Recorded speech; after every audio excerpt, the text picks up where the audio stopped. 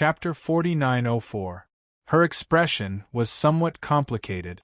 Her long and narrow cat eyes slightly turned sideways, as it congealed towards Zhu Wu Xian's direction. Looking at Zhu Wu Xian, who lowered his head and stared at her chest, his thin lips curled upwards, as though he was smiling yet not smiling. Yiqing Luo pursed her lower lips slightly. Before she could open her mouth, the strength around her waist suddenly tightened. The man's deep and hoarse voice floated down from above. So Pavilion Lord has the hobby of snatching someone else's wife.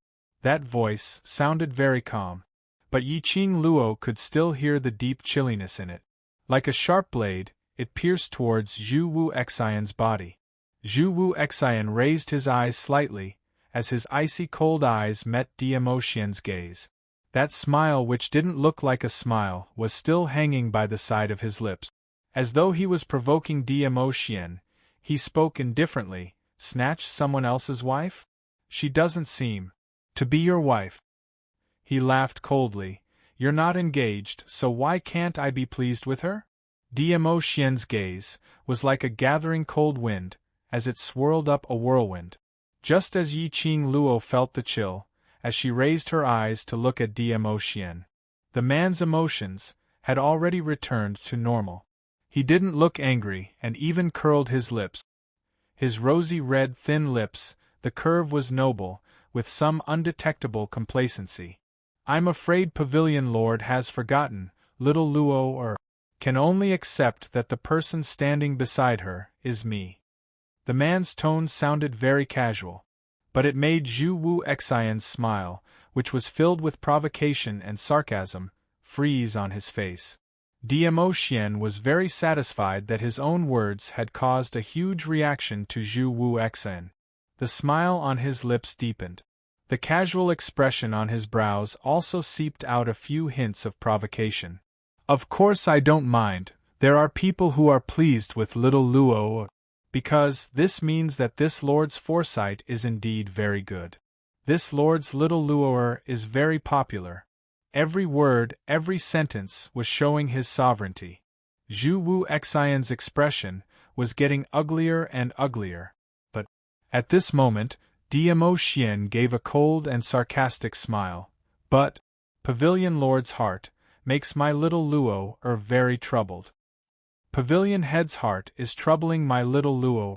Pavilion Head's heart is troubling my little Luo. This sentence kept lingering in his mind. It was as if the replay button had been pressed. Zhu Wu Xian's dark eyes were like raging waves. His hands that were hanging by his side slowly clenched into fists. His fingertips turned white. Her cold face exuded an eerie coldness. His fondness, just to make Yiqing Luo so annoyed? Especially when these words were said by Diamo Xian. Zhu Wuxin snorted lightly. Her cold face was filled with pain. He looked straight at Yiqing Luo as he asked word by word, "Do you also feel the same way?" The man's body was obviously a little unstable. Blood could be faintly seen seeping out of his fingertips that were covering his chest. Her red clothes were a little messy. From the looks of it, he was in an exceptionally sorry state. His gaze was abnormally scorching, as though it was going to burn her. Yiqing Luo met his gaze as her brows creased slightly.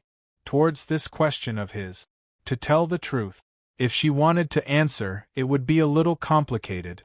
She deliberated over her words in her mind. Perhaps it was because she took too long to think.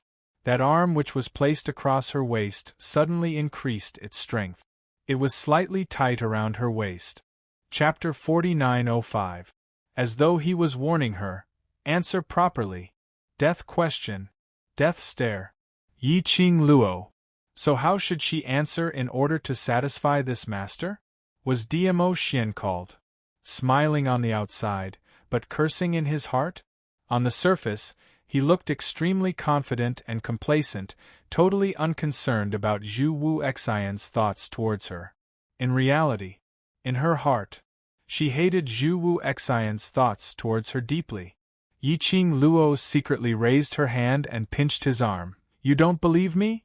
This kind of warning action must be condemned.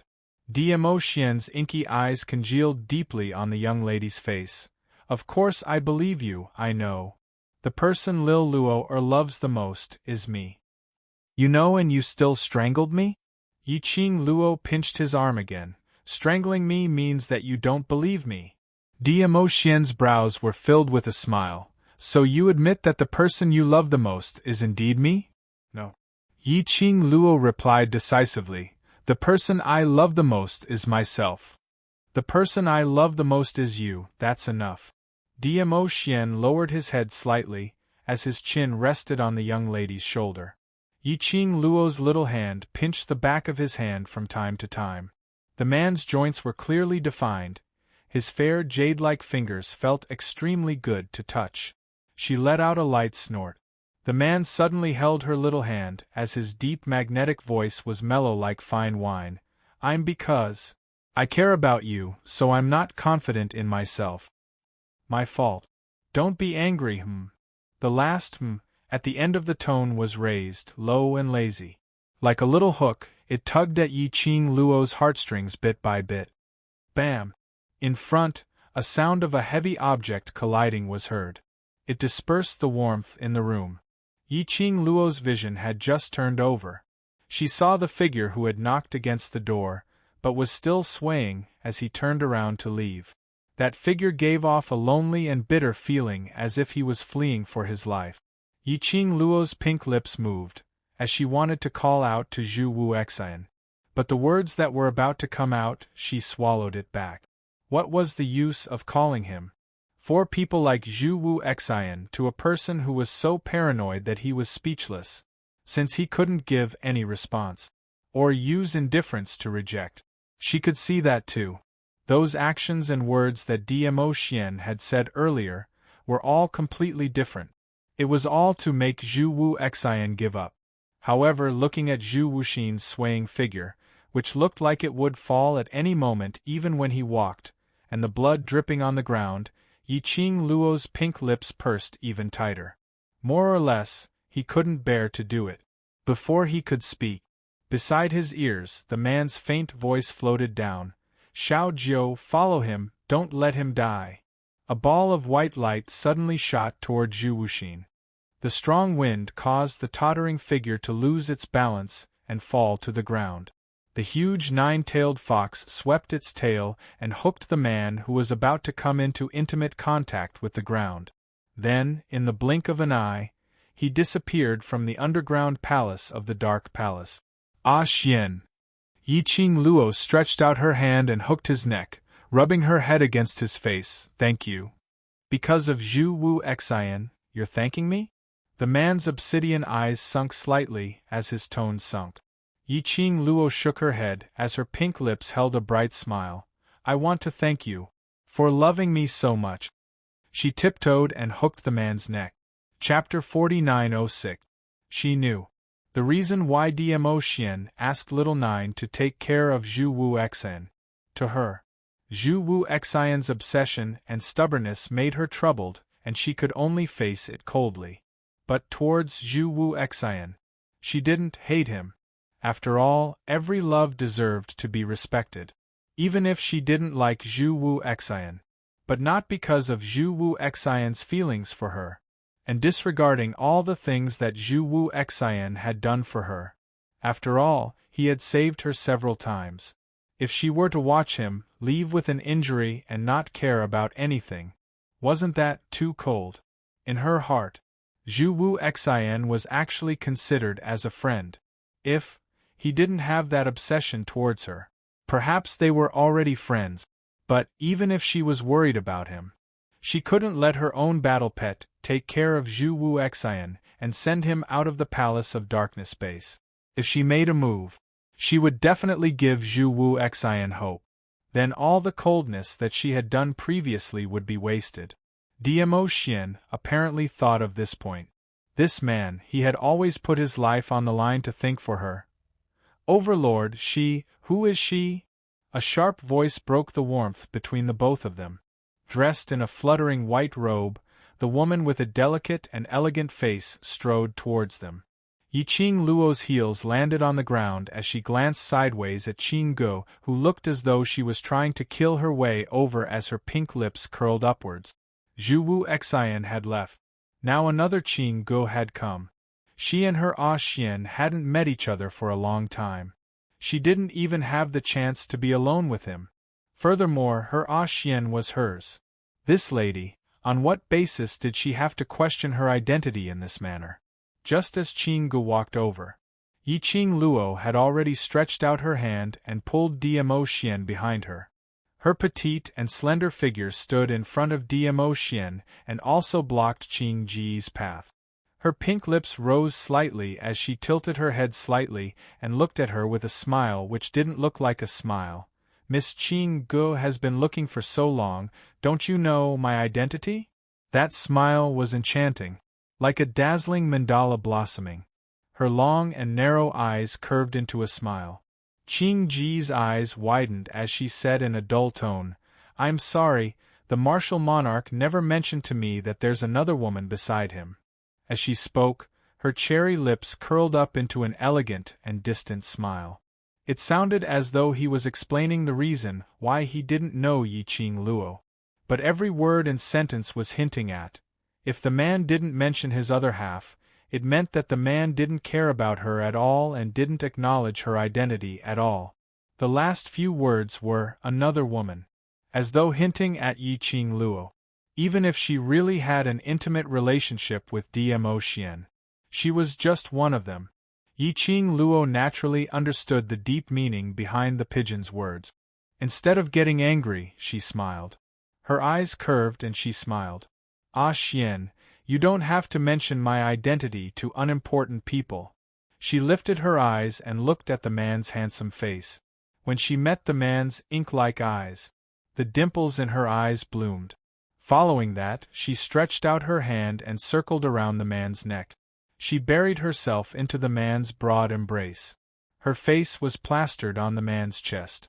Her vision was directed towards Qing Guo. Yiqing Luo laughed lightly. "Miss Qing Guo, am I right?" Chapter 4907. The young lady's words were filled with provocation. That long and narrow eyes were also filled with provocation. How could Qing Guo not hear it and not understand it? And she could hear it and understand it. How could Dmo Xian not understand it? But Dmo Xian lowered his eyes and stared at the young lady in front of him, like a cat protecting its food, stretching out its sharp claws to block him. That bright and flamboyant, absolutely stunning face.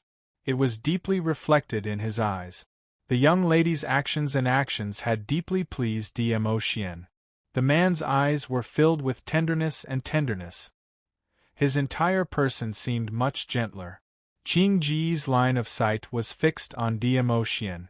Looking at the man's obvious joyful expression, suddenly she felt a dull pain in her heart. She could tell how much the Overlord valued the young lady in his arms. That pampering and gentle look. This was the first time she saw such an expression on the Overlord. No, more accurately, as long as the Overlord's line of sight fell on the young lady, his entire person was soft.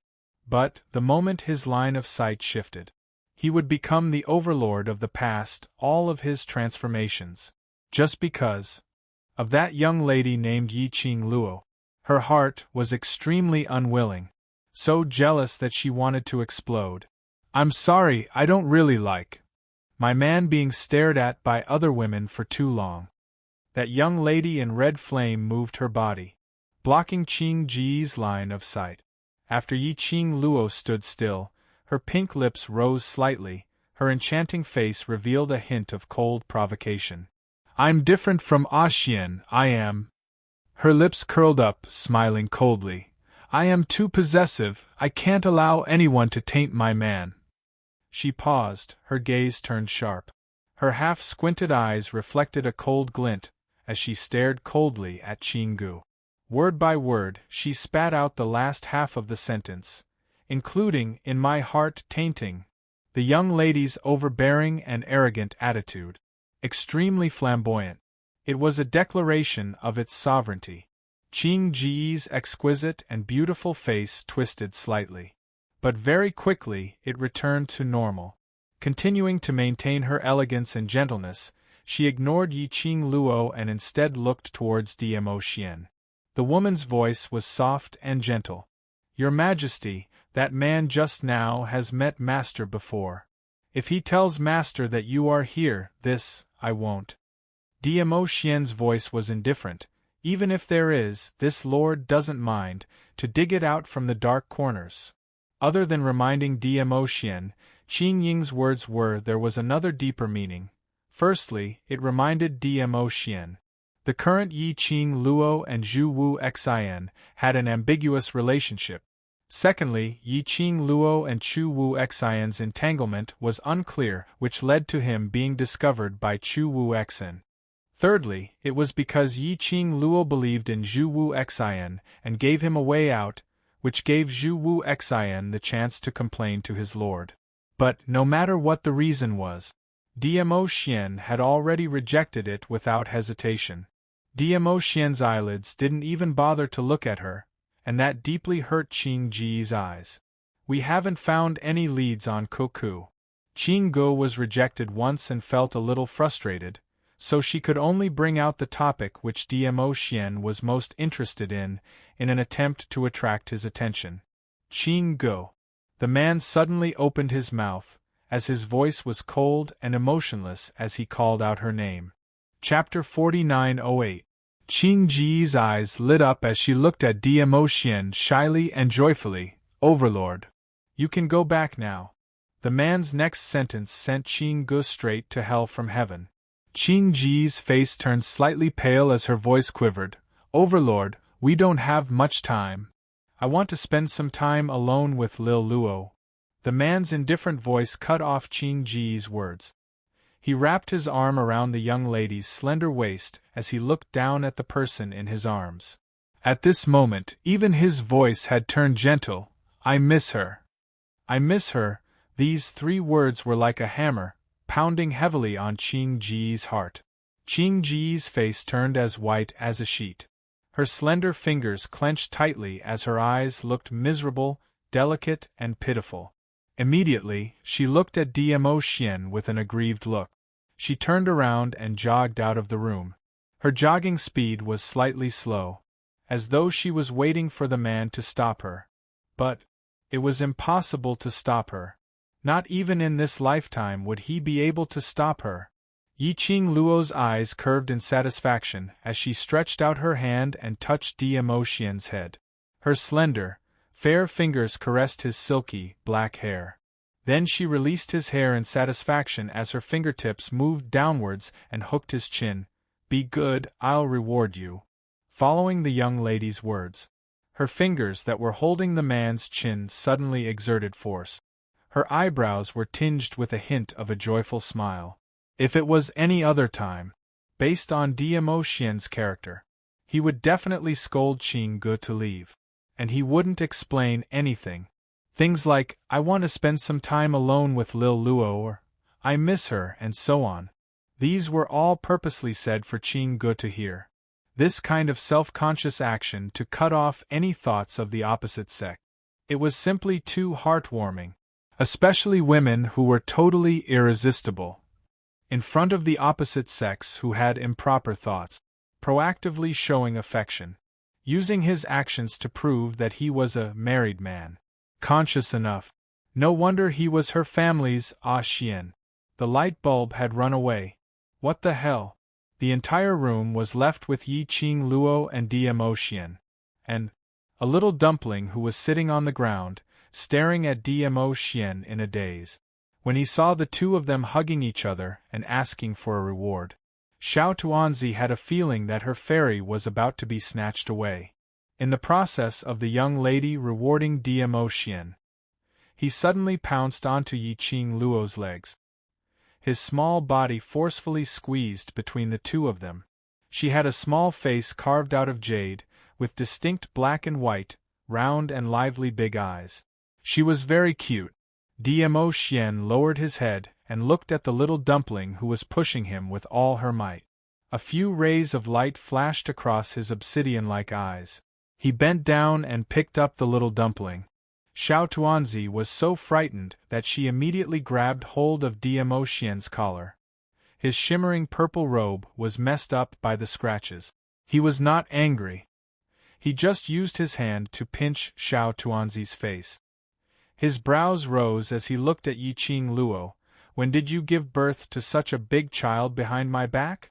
Yiqing Luo, have the child? What do you mean by giving birth? How long had they been apart? Just a few months? I'm just teasing you. Seeing the young lady staring at him in shock, Diamo Xian couldn't help but let out a light laugh. Chapter 4909. With his other hand, he pulled her into his embrace. Your little cousin looks a lot like you. Feng Shi and Feng Liqiong looked very similar. Feng Liqiong and Feng Gu looked very similar. Naturally, Feng Shi and Yiqing Luo looked very similar. If it wasn't for the fact that Feng Shi and Yiqing Luo's age didn't match up, they really had the feeling of mother and son. Especially just now, the moment they pushed the door open. Chu Wu Xian held Feng Shi in one arm as his eyes met Yiqing Luo's. Just for a moment. It gave one a kind of the feeling of a family of three. Diamo Xian's eyes sunk slightly. He lowered his eyelids as he gazed at the person in his arms. Then, he lifted Feng Shi up a little. A family of three? Have his kind was a family of three, all right? Diamo Xian's complicated inner thought. Yiqing Luo didn't sense it. Her attention was focused on another point. The young lady lifted her head in his arms as her narrow eyes widened and stared at Diamo Xian. You know he's my cousin? You really knew that I'm in the Feng family in the God Realm, right? Diamo Xian remained silent for a moment as he spat out a word, You're in the God Realm, and you know where I am, why didn't you look for me? Yiqing Luo tugged his ear as she grumbled fiercely. Do you know that the main reason why I agreed to the reunion banquet is, I know.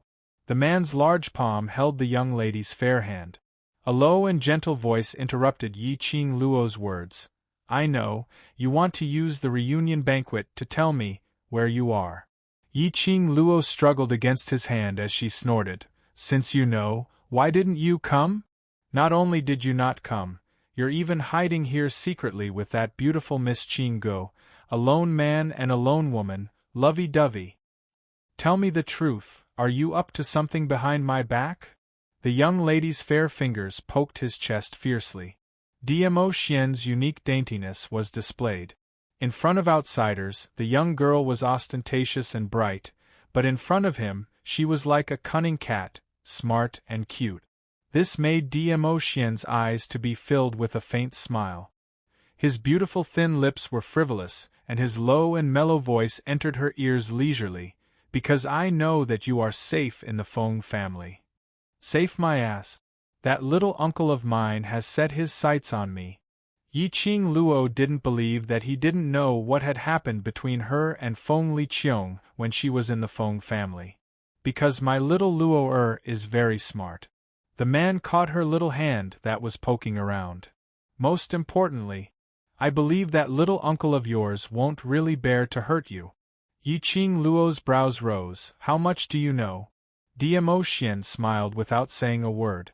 As soon as he put on this pose, he did not intend to answer her question. Yiqing Luo couldn't be bothered to probe further. Her little hand hooked his finger and played with it. You're indeed the Overlord. Even if you're holed up in this place, you're still very clear about foreign trade matters. No. The man laughed softly. His voice was magnetic and pleasant to the ear. Anything related to you is the most important thing to me. A passionate confession. It made Yiqing Luo's cheeks blushed slightly. How could he break the rules like this? She didn't have time to ask for any information. She lost her ability to think after being teased by Diamo Xian. A handsome man was simply toxic. Chapter 4910. Yiqing Luo expressed that she was absolutely not a superficial woman who only knew how to look at appearances. She tried hard to adjust the expression on her face as she stared at Diamo Xian with a straight face and started to make trouble out of nothing. Anyway, it's your fault that you didn't look for me at the first instance after you knew I was in the God Realm. See that? She was so overbearing and domineering. She would never succumb to Diemo-Xian's honey trap. That little lady's demeanor fell into Diemo-Xian's eyes. Just like a kitten acting coquettishly.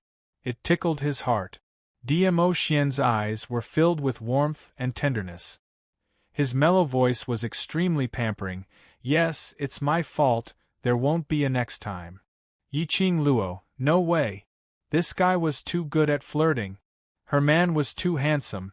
What should she do when she was charmed by his honey trap every day? The reason why I'm here actually has something to do with you.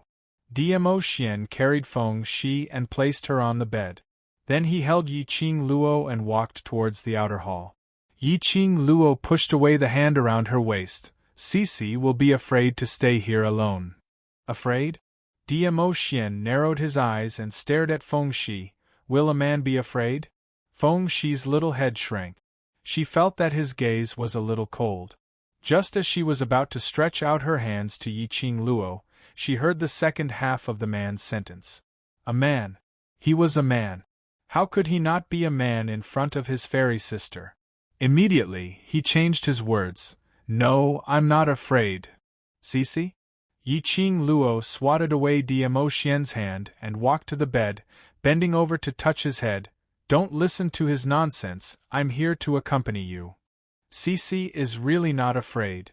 Feng Shi's little face was firm. Cici is a man, I'm not afraid to sleep alone. Saying that, the little girl obediently pulled the quilt over, lay down, covered herself, and closed her eyes. Her obedient look was very cute. All right. Behind her, the man's long arms scooped the young girl into his arms. We'll be in the outer hall, we'll be able to hear anything. Diemo-Xian did not allow for any explanation as he brought the young lady to the outer hall.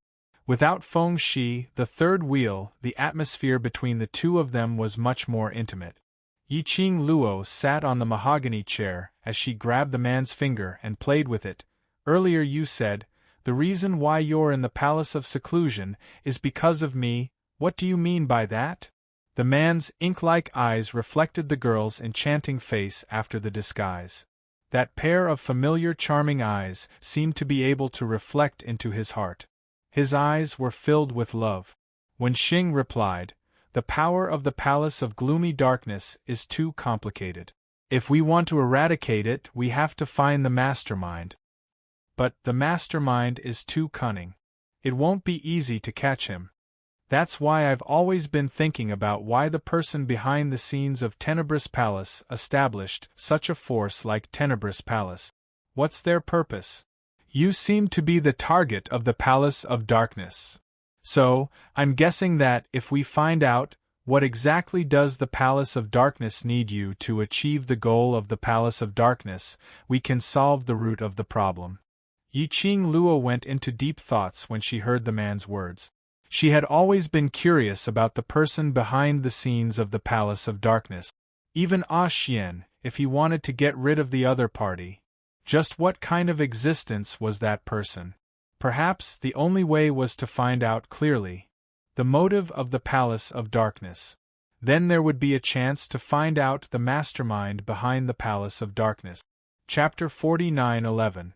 Yiqing Luo regained her senses from her deep thoughts as she glanced sideways at Diemo-Xian.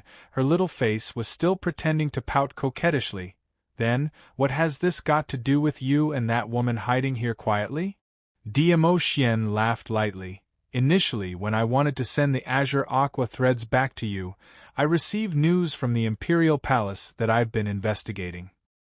His slender fingers gently touched the little face of the girl who was pretending to be angry. So, I went temporarily. Yiqing Luo grabbed his hand. You found out the motive of the mastermind behind the secluded palace? From what he had said before, Yiqing Luo deduced it. Diemo-Xian nodded. Moreover, that motive is related to you. He leaned over slightly. His deep inky pupils were fixated on Yiqing Luo without blinking. His eyes were very solemn. Under the night sky, it shone with a cold light. The people behind the gloomy palace are looking for a place. It's said that as long as we find that place, we'll be able to obtain the treasures within Yiqing Luo. Why did this rumor sound so fake? It felt like some kind of scam organization was spreading unhealthy thoughts here. We want to build a harmonious society, to be a prosperous, strong, democratic, civilized people. This kind of baseless rumor could not be believed. Could not be believed. Diamo Xian looked at the young lady's rich expression and couldn't help but curl his thin lips. He continued, "There's still the second half." Yiqing Luo tried to probe. "The one who gets the treasure gets the world?" Diamo Xian didn't expect Yiqing Luo to know about it. He remained silent for a moment and nodded. "Yiqing Luo. The world I'm talking about here doesn't just refer to the God realm." Diamo Xian pondered for a moment as his eyes darkened. "If we were to let all the big realms in this world merge back together, the world will definitely be in chaos." "Do you believe that there's such a treasure?" Yiqing Luo suddenly asked. Diamo Xian replied without any hesitation, "I don't believe you. I don't believe it either." Yiqing Luo lowered her eyes. "There are at least 20 to 30 realms in the world, if not 10. Even if you have the ability, you don't have the life to control it. Everything in the world had a balanced law of survival. If all the realms were to be united, how should the people of the major universes, big or small, with different abilities, levels, habits, and priorities, be controlled? Eventually there would be chaos.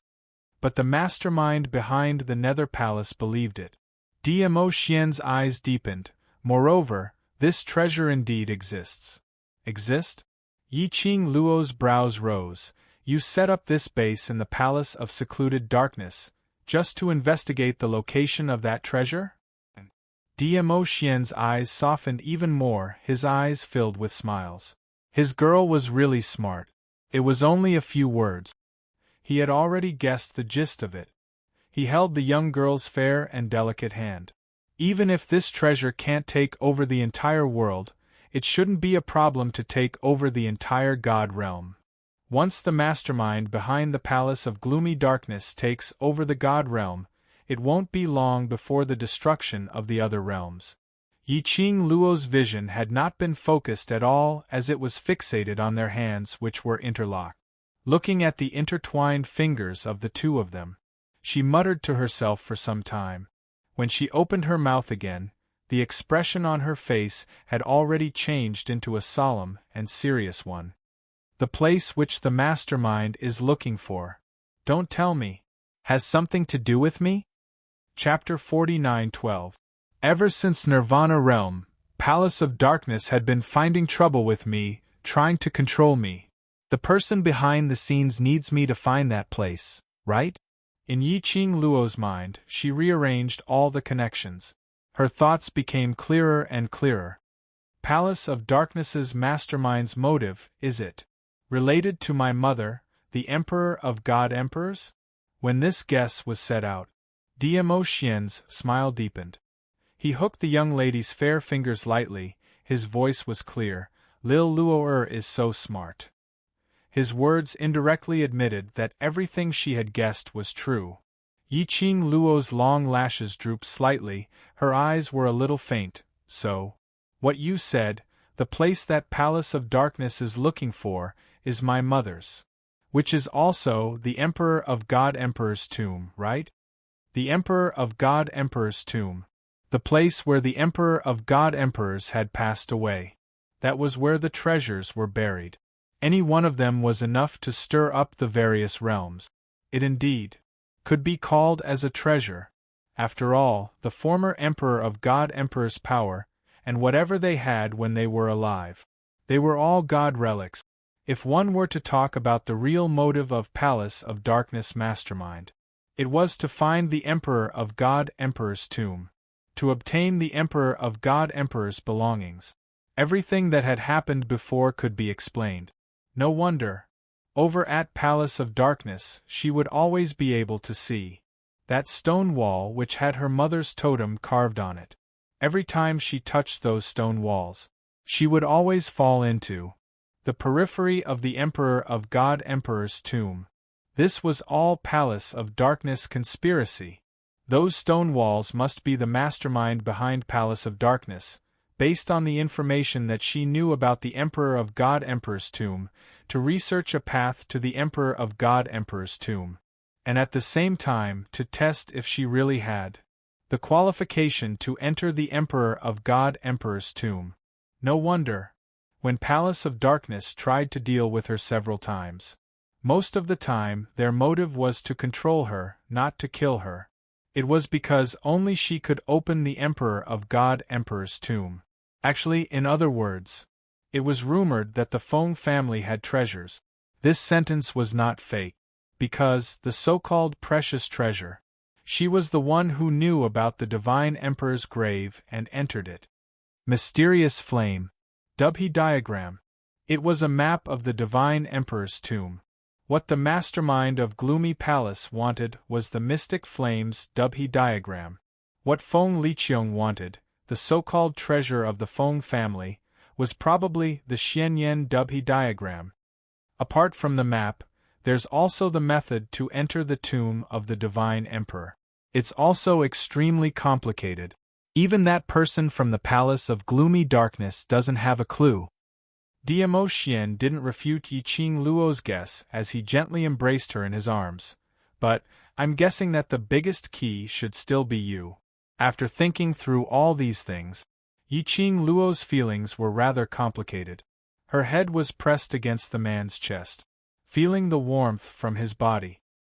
His cold body and uneasy heart gradually calmed down. Did you stay in the base of the Palace of Gloomy Shadows with Qing Gu to investigate how to enter the tomb of the Divine Emperor? No wonder when she peeped outside Qing Ji's room, that study room was filled with various books and scrolls of ancient books. She shut her eyes as she buried her entire body into his warm embrace. By his side, there was a sense of security which made her rely on him. Chapter 49:13. For the Palace of Darkness to kidnap Cece at this juncture, is it because the mastermind behind the Palace of Darkness has found a way to enter the Divine Emperor's tomb? Other than me, there's also Cece. Can she replace me to enter the Divine Emperor's tomb? Diamo Xian gently stroked her hair with his fingertips. Feng Shi is a descendant of the Feng family. Whether she has the qualification to enter the Divine Emperor's tomb, or whether she has any secrets about the Divine Emperor's tomb, the people behind the scenes of the Dark Nether Palace are not sure. I think the mastermind behind the Palace of Darkness is just trying. His soothing voice was gentle and mellow, which could easily soothe all the uneasiness in her heart. I will send you and Feng Shi out of here. As long as you don't leave the Feng family's territory, the Palace of Darkness will not dare to lay a hand on Feng Shi. What about you? Yiqing Luo's little hand grabbed his collar as she raised her head slightly. Do you still want to stay here? I will look for you after I find the clues. Diamo Xian patted her head. Yiqing Luo's little hand tightened. No, I don't want to. She couldn't always hide in the safe zone. She had to let Diamo Xian overcome all the obstacles for her. I'm with you, not because I want you to do anything for me, but because I want to be with you. Yiqing Luo's voice was a little hoarse, her long and narrow eyes were stained with a few sparkles. I said before, I want to grow too. To stand by your side, shoulder to shoulder with you. The purpose of my coming to the upper realm is to find out my background, to know why my biological parents would abandon me. Now I have found it. The Palace of Darkness's target is me, my mother. I can't keep hiding under your wings like this. Other than me, no one can really solve this matter. Following the young lady's determined voice, the light in her eyes became brighter and brighter. It was as if his eyes were filled with a sky full of stars. Unwavering, she looked at Diamo Xian fixedly. Their eyes met. The young lady's eyes rippled slightly. Her pink lips curled into a brilliant smile. Ah Xian, I want to be with you. Little Luo'er. Diamo Xian sighed softly. His inky black eyes reflected her charming and enchanting face after her disguise. But under Diamo Xian's gaze, Yiqing Luo felt that. It was as if he could see through the disguise on her face and see the real her. I can't do anything to you. The man chuckled and hugged her even more tightly. There was a rare gentleness in his voice. Yiqing Luo's eyes were filled with smiles, like a cat who had gotten her way, her charming eyes curved. Because I was born to be your nemesis, my dear Overlord. The man did not speak again. However, the doting look in his eyes and the gentleness in his actions represented all the answers. She would not leave his side. But how could he bear to part with her? Therefore, let's keep him by our side. Under his watch, he could be more at ease. Hence, when Diamo Xian pulled Yiqing Luo back to Qing Ji's room. Qing Ji's expression, it was extremely complicated. The expression she shot towards Yiqing Luo was the most obvious jealousy and hatred between ladies. Meeting Qing Ji's gaze, Yiqing Luo's pink lips curled up as she smiled sweetly at Qing Go. My Xian has been troubling you for so many days, I'm really sorry. Chapter 49:14. Qing Ji's expression darkened slightly. She didn't respond to Yiqing Luo but turned her gaze towards Diamo Xian. Overlord, are you planning to leave? Qing Ji's tone was carefully probing. She was afraid that Diamo Xian would really follow Yiqing Luo, intending to leave the secluded palace. She had yet to attract Diamo Xian's attention. He hadn't gotten the respected Di Zun yet. She had allowed another woman to take him away from her hands just like that. Wouldn't she lose all her face? If this matter were to spread, where was her charm as a pure pigeon? Thinking of this, the coldness in Qing Ji's eyes intensified. Not waiting for Diamo Xian's reply, he had already opened his mouth. We've finally found some clues. If you were to leave now, wouldn't it be a waste of effort? Yiqing Luo casually blocked in front of Diamo Xian as her lips curled into a smile.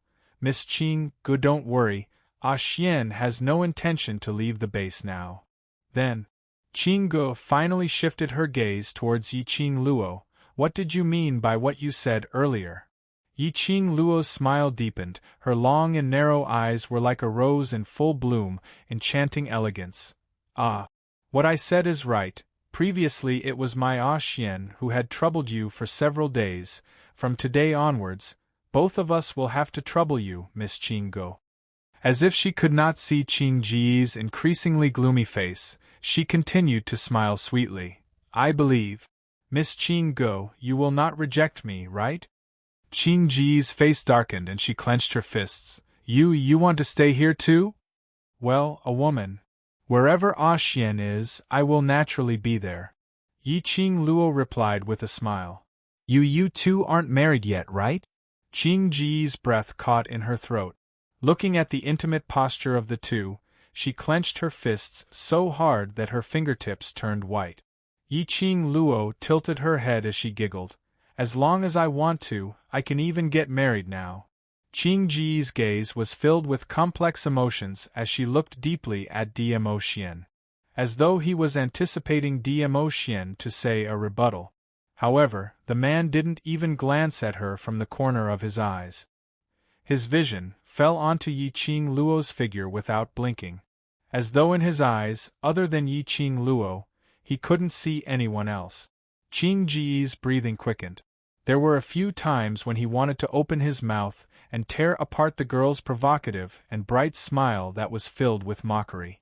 But in the end, she suppressed the impulse in her heart. Her delicate eyebrows were slightly furrowed. Her gentle and elegant face revealed her noble majesty. She pursed her lips and said in a deep voice, Miss Feng, it's not that I don't want to take you in, but this is the territory of the Palace of Darkness after all. She purposely emphasized the word, take in, and smiled coldly. The Overlord is staying here because I believe in your strength. Even if his lordship notices your existence, the Overlord can still leave the base of the Palace of Darkness quietly. But, Miss Feng, I don't think you can do it. Her judgmental gaze sized up Yiqing Luo from head to toe. His eyes were filled with mockery and disdain. Miss Feng, as Lord Di Zun's woman, You should learn how to share Lord Dizun's burden. You shouldn't recklessly create trouble for Lord Dizun just because Lord Dizun loves you. Qing Ji's every word was belittling Yi Qing Luo. In Qing Ji's eyes, Yi Qing Luo was merely a cultivator with low ability. Chapter 49:15. The only one that was presentable could only be the identity of Feng family's Mississippi. The most important thing was, Feng Qing Luo, this Feng family's miss, was not legitimate. She was merely the Feng family's adopted daughter on a whim. If she were to appear, presumably, the Feng family would not offend her just for this adopted daughter. Qing Gu thought in this way, as the disdain in her eyes deepened. Facing Qing Ji's sarcasm, Yi Qing Luo's expression had not changed at all.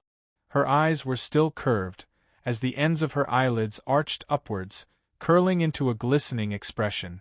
That enchanting face was as exquisite as a blooming rose, blooming with the most dazzling elegance. Regarding this point, Miss Qing Gu need not worry. Yi Qing Luo's voice was clear and melodious, like pearls falling on a plate, extremely pleasant to the ears. I can't, Ah Xian can. He will protect me. As Ah Xian's woman, actually it's not as complicated as what Miss Qing Gu thought. As for me, as long as I stay by Ah Xian's side, enjoying his pampering, that's enough. Yi Qing Luo hugged Dmo Xian's arm, leaning her head towards him, smiling sweetly. Women should be pampered, doted on, loved. But, for someone like Miss Qing Gu, at such an age, still alone, you should not understand this feeling. Qing Ji's expression, before Yi Qing Luo's words finished, seemed to be covered by dark clouds. The anger in her eyes was like a blazing fire. Her exquisite and elegant face uncontrollably twisted slightly. Qing Gu. Dmo Xian opened his mouth indifferently as he shot a glance at Qing Gu. If it's not convenient, I will return to the Feng family with little Luo first. I'll have to trouble you to send the ancient books here to the Feng family. The moment the man opened his mouth, he had completely stated his stand. Qing Gu was an intelligent person. How could she not hear the warning in Dmo Xian's tone? If it was any other time, Dmo Xian didn't even want to say a word more to her. These few days in Dmo Xian's base, the words he said probably did not exceed 10 sentences. But today, the words he said exceeded the sum of all the words he said these few days. However, all of this was for the sake of that girl. A complicated light flickered in Qing Ji's eyes. From the bottom of her heart, the thought of obtaining Dmo Xian seemed to have taken root and sprouted, twining around her body and mind. The more he behaved this way, the more she wanted him. Such a perfect and outstanding man. It should belong to her. How could that Miss Feng of the Feng family compare with her? You want to stay here? That's great. Let Feng Qing Luo witness with her own eyes how her man, little by little, sank into her land of gentleness. When Qing Gu looked up again, her expression was once again elegant and gentle. Her cherry lips curled up and her beautiful eyes focused. My lord won't be here today, so it's not inconvenient. Since the Overlord has no objections, I naturally have no objections. She looked at Yi Qing Luo. Miss Feng, then please stay here and stay well. Thank you, Miss Qing Gu. Yi Qing Luo's smile did not diminish. Following that, she raised her head and looked at Dmo Xian, displaying her lovable charm to the extreme. Ah Xian, which room are you staying in? Bring me there to rest. Saying that, both her hands hooked onto the man's neck, and with a leap, she jumped into his arms. The man naturally wrapped his arms around her waist, to prevent her from falling. The action between the two of them seemed as though they had rehearsed it countless of times. It had already formed into their exclusive tacit understanding. Chapter 49:16. This one action fell into Qing Ji's eyes. This made the jealousy in her heart burn even more, as her brows overflowed with uncontrollable jealousy and hatred, until she saw Dmo Xian condescending himself, as though he was carrying a precious treasure, carrying her as he turned around and left the study. Her jade-like fingers clenched tightly as the smile on her face slowly turned cold. She slammed the table heavily. The table full of books and paintings were scattered all over the floor. That damned Feng Qing Luo. She must have provoked her on purpose, intentionally being so intimate with the Overlord. He had purposely shown her how much the Overlord doted on her and how much he loved her. Trying to use this method to make her give up? Impossible. Princess. A black shadow suddenly appeared out of thin air and knelt down respectfully in front of Qing Gu. Do you need me to share Princess's worries? No need. Qing Ji's eyes were gloomy, her elegant face revealed a trace of noble arrogance. It's just a man, there's no need for you to do anything. She raised her delicate eyebrows, slightly raised her chin and arrogantly said, The Overlord is a prey that I have my eyes on. Towards prey. I prefer to tame them myself. You better hurry up and find out the secret of the Palace of Darkness as soon as possible. My lord is too sensitive. The longer time passes, the easier it is for your existence to be discovered. Qing Ji's eyes sunk like a deep pool, as deep as the sea. By then, there's a high possibility that I will be suspected by my lord. Yes. The black shadow's tone was solemn. After spitting out a word respectfully, the figure disappeared into thin air as soon as it appeared. The room fell into a dead silence once again, as if everything that happened earlier was just an illusion. Diamo Xian carried Yi Qing Luo all the way to the room next door. Pushing the door open, the room was filled with the unique sandalwood scent from Diamo Xian's body. Yi Qing Luo circled Diamo Xian's neck, raised her brows and looked at him. Looks like that Miss Qing Gu treats you quite well. The room she arranged for you is in line with your style. Diamo Xian put her down. Still jealous? Jealous? Yi Qing Luo snorted coldly. Is she worthy? Could a rival in love, that posed no threat at all, be considered a rival in love? At most, she was just a diehard fan of Diamo Xian. You're not jealous? Why do you look so pale? Diamo Xian's slender jade-like fingers pinched her face as he gave a low chuckle. It's all right to admit that you're jealous. I like to see you being jealous because of me. He took the girl's hand and held it tightly. I like to see you blocking my way, blocking other people's covetous eyes. I like to see you like a female warrior declaring your sovereignty. I like seeing you care about me. The man's gentle and mellow voice was like fine wine, seeping into her eardrums and flowing into her heart. Yi Qing Luo felt slightly tipsy. Her cheeks were flushed and her heart was beating rapidly. She felt as if she was floating on air. This man, she began to speak words of love. It was really a little hard to control. When did he become so good at flirting? The girl's eyes were filled with shyness. The man moved closer. Why aren't you saying anything? Yi Qing Luo lowered her head and raised her hand to block that peerless handsome face that she couldn't control and pressed it back. Yes, I'm jealous, all right? Seventh Miss Who Likes Trash. Lord Overlord, please be gentler with your love. Seventh Miss Who Likes Trash. Lord Overlord, please be gentler with your love. Chapter 49:17. Her outstretched hand. She was held by the man's large palm. Beside her ear was his deep, husky, and mellow laughter. It made Yi Qing Luo's heart itch. She pushed him away and jumped onto the bed. Leaning against the headboard, she hugged her knees and glared at him. In times of crisis, we need to build a harmonious socialism. Prosperity, democracy, literacy, harmony, freedom. Stop flirting with me. Socialist core values do not allow it. Diamo Xian. There was a faint melancholy that he didn't know where to start from. Yi Qing Luo put on a serious face.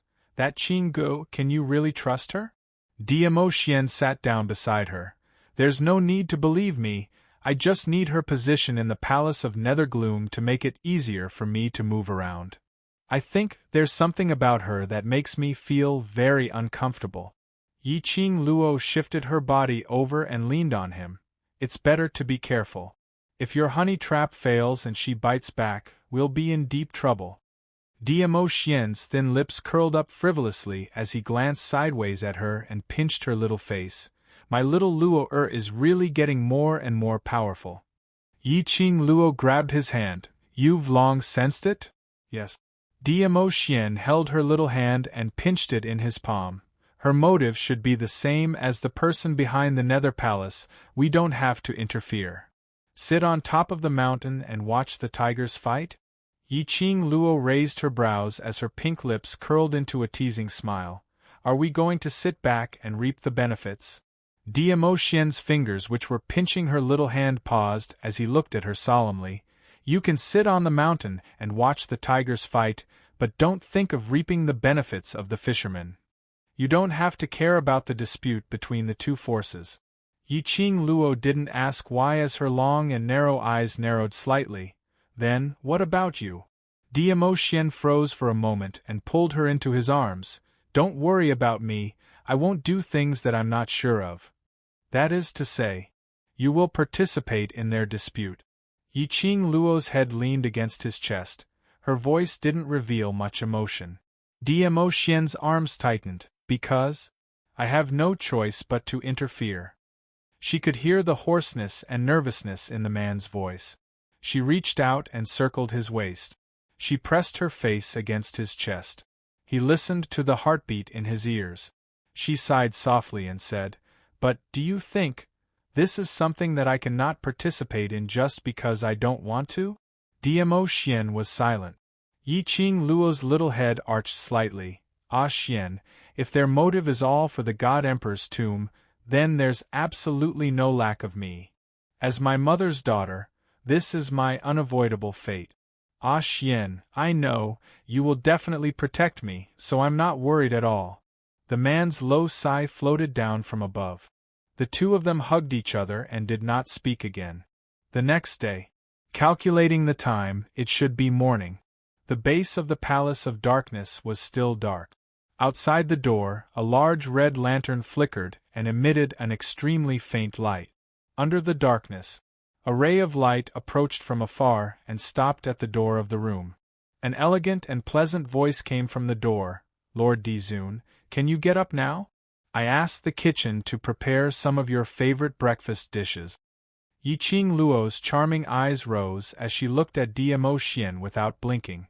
The young lady's death stare made Diamo Xian's body stiffen. Just as he was about to reject her, the young lady's soft voice rang first. Miss Qing Guo has the heart, then I'll have to trouble Miss Qing Guo to send the breakfast in. Seventh Miss who likes trash. Lord Dizun, please be gentler with your love for everyone to collect. Seventh Miss who likes trash. Lord Dizun, please be gentler with your love for me. Chapter 49:18. The person outside the door was stunned for a moment. The atmosphere in the air seemed to have turned much colder. Yi Qing Luo naturally felt the change in the air as her pink lips curled into a teasing arc. After some time, the room door was pushed open. Qinggu was dressed in a white muslin long dress as she walked into the room with a fairy aura. That white lotus arm was carrying an exquisite and fragrant breakfast as she walked in leisurely. Her posture was elegant and her smile was just right. But the moment she stepped into the room, Qing Ji's smile froze on her face. She almost couldn't hold on to the tray she was carrying. Her face turned slightly pale as she looked at the scene in front of her in shock. The young lady dressed in red was hugging a 5 to 6-year-old boy with bright eyes and white teeth. She sat on the red sandalwood chair as her fair fingers pinched Xiao Tuanzi's face from time to time, while Diamo Xian, who was dressed in a black robe, stood behind the young lady. His slender fingers rested lightly on the back of the chair. His eyes drooped slightly as his deep black eyes gazed tenderly at the young lady. Golden boy and jade girl, a perfect match. It was a déjà vu feeling of a family of three. This warm picture of a family. It was like a thorn piercing into Qing Ji's eyes. The expression on her face was overcast, dark and gloomy. Miss Qinggu, what's the matter? Yi Qing Luo's slender eyes raised as she looked at Qinggu with a smile. That bright-eyed Xiao Tuanzi and the young lady looked over at the same time. Two similar faces, reflected in Qing Ji's eyes. Qing Ji's pupils constricted. This is yours? Feng Qing Luo actually had the Overlord's child? How could this be possible? Look at this child's age. This meant that Feng Qing Luo and the Overlord had known each other for at least 5 to 6 years. Yiqing Luo lowered her head to look at Xiao Tuanzi in her arms as she slowly stood up and fought alongside Diamo Xian. Her fingertips brushed against Xiao Tuanzi's face as she asked with a smile, "My Cici looks adorable, right?" The man cooperated as he circled his arm around the young lady's shoulder. It was also an indirect acknowledgement that they were a family of 3. Qing Ge held her breath and stiffened. She placed the tray on the mahogany table and smiled in disbelief. "This child looks very much like Miss Feng." Of course. After all, he was her little uncle's biological son. After all, he looked very similar to her mother. But when Qing Ge heard this, she was stunned. It was a disguised admission. She and this little ball were indeed mother and son. Because only a mother and a son would look alike. "You guys eat slowly. I still have something to do, so I'll be leaving first." After saying this, Qing Ge turned around and left the room with a stiff body. Yiqing Luo placed the little dumpling on the chair and placed the breakfast in front of him while raising her eyes to look at Diamo Xian. Did she misunderstand something? Let her be. Diamo Xian didn't really care. Yiqing Luo pulled Diamo Xian along and sat down by the side. Diamo Xian looked at the gentle and attentive young lady taking care of Feng Shi as she ate, which made him think, if in the future Lil Luo also had a child that belonged to the two of them, Lil Luo would definitely be a very good mother. Child. End of this chapter. Trash 7th Young Miss. Overlord, please be gentle. Trash 7th Young Miss. Overlord, please be gentle. Chapter 49-19. She stopped feeding and stared suspiciously at Diamo Xian from head to toe. Want to view, free view, whole page please, Baidu search. The man raised his hand and held the young lady's slender wrist. His slender fingers easily picked up the breakfast in the young lady's hand. After that, he held the young lady's hand in his palm. "When do you intend to marry me?" He stared at her eyes and asked seriously word by word. Yiqing Luo. So exciting early in the morning? Diamo Xian's eyes were clear. His peerlessly handsome face was like a god. "I also want to have a child with you." His gaze slowly slid down to Yiqing Luo's stomach. Yiqing Luo. She had just woken up and started dreaming. Diamo Xian's long arms suddenly exerted force. The young lady was immediately brought into his arms. This action. Yiqing Luo had yet to react. She bumped into Feng Shi and fell into Diamo Xian's arms. Luckily Feng Shi's reaction was fast, and she immediately stabilized herself when she fell off the chair. Shi, are you alright? Yiqing Luo immediately pried Diamo Xian's hand away and held Feng Shi's shoulder as she sized him up. Feng Shi shook her little head and blinked her clear eyes as she looked at Diamo Xian timidly, as though she was afraid of something.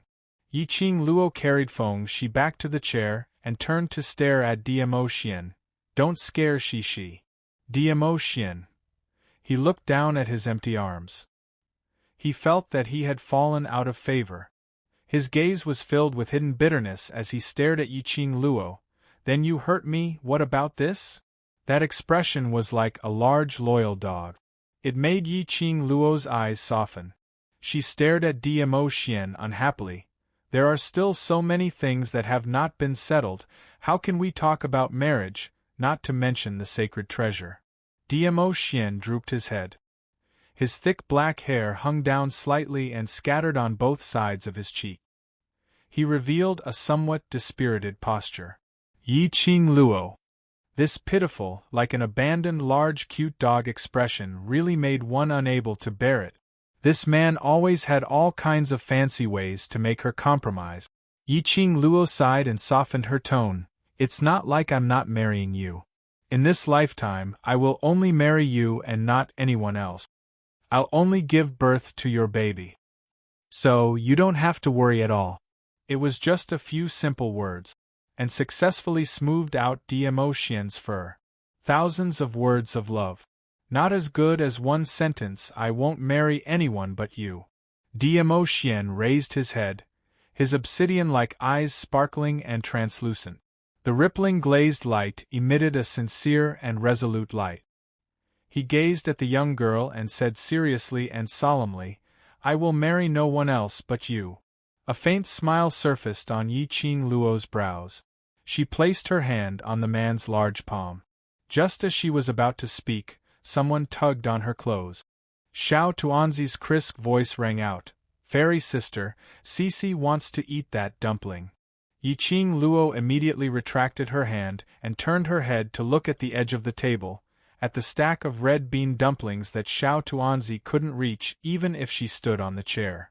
She stretched out her hand and placed the red bean dumpling in front of Feng Shi. Eat carefully, don't choke. Feng Shi nibbled on the dumpling contentedly. Emotien. Damn, this lord has really fallen out of favor. He complained again as his gaze swept straight to Feng Shi. Aren't you going to send this kid back to the Feng family? Fourth watch. End of this chapter. Waste 7th miss. Overlord, be gentle with your love. Waste 7th miss. Overlord, be gentle with your love. Chapter 49-20.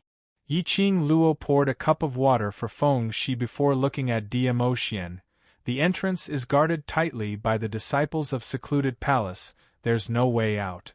If possible, she wanted to send Feng Shi back to the Feng family first. After all, Feng Shi was staying here. It was an additional layer of danger. Furthermore, she wanted to take the opportunity to return to inform her grandfather that she was safe, to prevent him from letting his imagination run wild at home. And Feng Liqiong's side would also alert the enemy. But this secluded palace base, it was easy to enter but hard to leave, especially under the premise that she and Feng Shi were discovered. Wanting to leave was as difficult as ascending to heaven. Emotien's body leaned against the back of the chair. His peerless brows were filled with laziness, which made that elegant and handsome face even more unbridled. Lil Luo must have forgotten. There's still me? Yiqing Luo's eyes lit up. That's right. Her dear Xian, it should be easy for him to leave the secluded palace base. She couldn't. There was still Xian. Looking at the man's arrogant look. How could Yiqing Luo not understand what he was thinking? The young lady stood up slowly, her fiery red dress fluttered, and a blooming rose spun in midair. She had already walked past Feng Shi and stood next to Emotien. Two slender fair hands were placed on his shoulders as she leaned slightly and smiled. Then, I'll have to trouble my dear Xian. Emotien raised his brows lazily as his beautiful thin lips curled upwards, giving a devilish smile. Why? You only remember that I'm your dear husband when you need me? Every moment and every second I'm thinking of Xian. Yiqing Luo's voice was soft and tender as she bent over slightly, leaning on his body. The man scoffed, a woman's mouth is a liar. Yiqing Luo. Where did her Xian learn this sentence from? Her Xian actually learned bad things. If it wasn't for the fact that she kept the core values of socialism in mind, she would have used her big move. Yiqing Luo took a deep breath as her little hand pinched the man's face, changing her big move to a small move. Don't tell me you wish for me to carry a little dumpling every day and accompany you by your side? Emotien. No, he didn't want to. It was rare to meet Lil Luo again. He only wanted to be with Lil Luo at all times. I don't want to fall out of favor. So, I'll have to trouble you to send Cici back to the Feng family. Yiqing Luo's eyes curved into a crescent shape, at the same time, pass a message to maternal grandfather so that he can be at ease. Emotien stared at Yiqing Luo's crafty, smiling face. With a flip of his hand, he pulled her into his embrace. His chin rested on her head. The voice that floated down was filled with a deep sense of helplessness. You've got me, haven't you? Yi Qing Luo gave an innocent and harmless smile, as she blinked her eyes and spoke seriously. My grandfather is very concerned about the man I've taken a fancy to, so when you send Cece off, you'd better put on a good performance if you can't get past my grandfather. Get married? Have a baby? This isn't something you can do. With that, the girl patted his shoulder with a serious expression. I believe that my Xian is the best. Qinggu knocked on the door once again. Yi Qing Luo looked outside the door, at that graceful figure, as her lips curled into a smile with unknown meaning. She got up and opened the door. Miss Qinggu, what's the matter? When Qinggu saw Yi Qing Luo, her expression turned gloomy for a moment. Her gaze went past Yi Qing Luo and looked into the room. I remember, that child is the one Princess Linglong is looking for, right? Seventh Miss who likes trash. Overlord, please be gentler with your love. Seventh Miss who likes trash. Overlord, please be gentler with your love. Chapter 49-21. After Qinggu went back, the more she thought about it, the more she felt that something was amiss. Feng Qing Luo looked no more than 15 or 16 years old. Feng family had announced to the outside world that she was 16 years old, and that child looked no different from 5 or 6 years old. How could he be the child of Feng Qing Luo and the Overlord?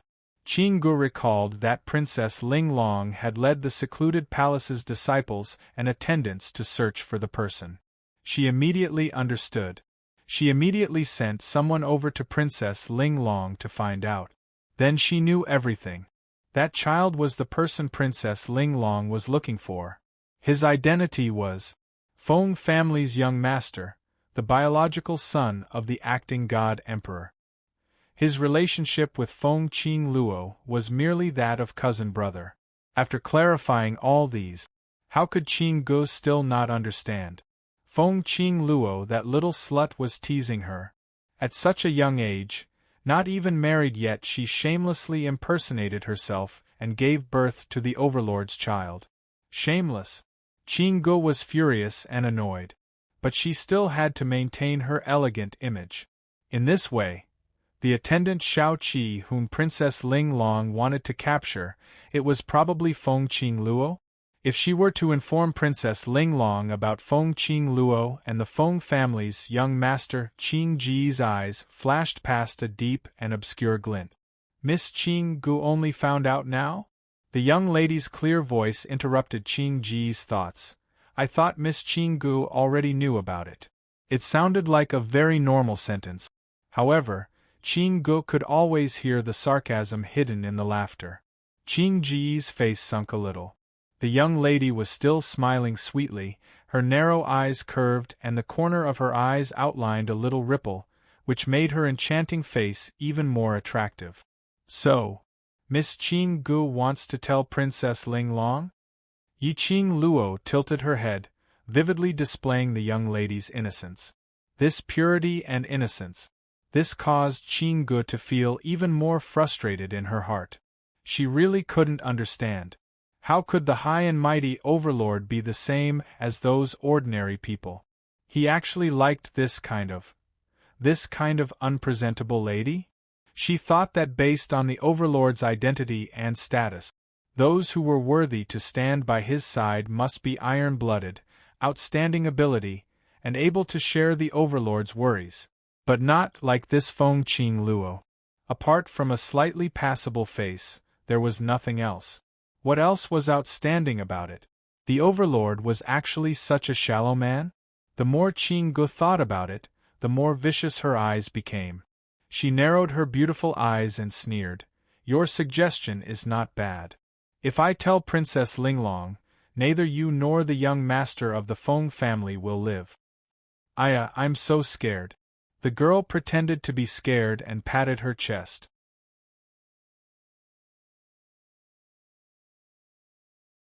Chapter 49-22. An invisible display of affection was simply a critical hit. This was clearly a blatant provocation. How could Qinggu tolerate it any further? Miss Feng, you are at least considered as the Overlord's woman. I don't expect you to be of any help to the Overlord, but at least, don't drag him down.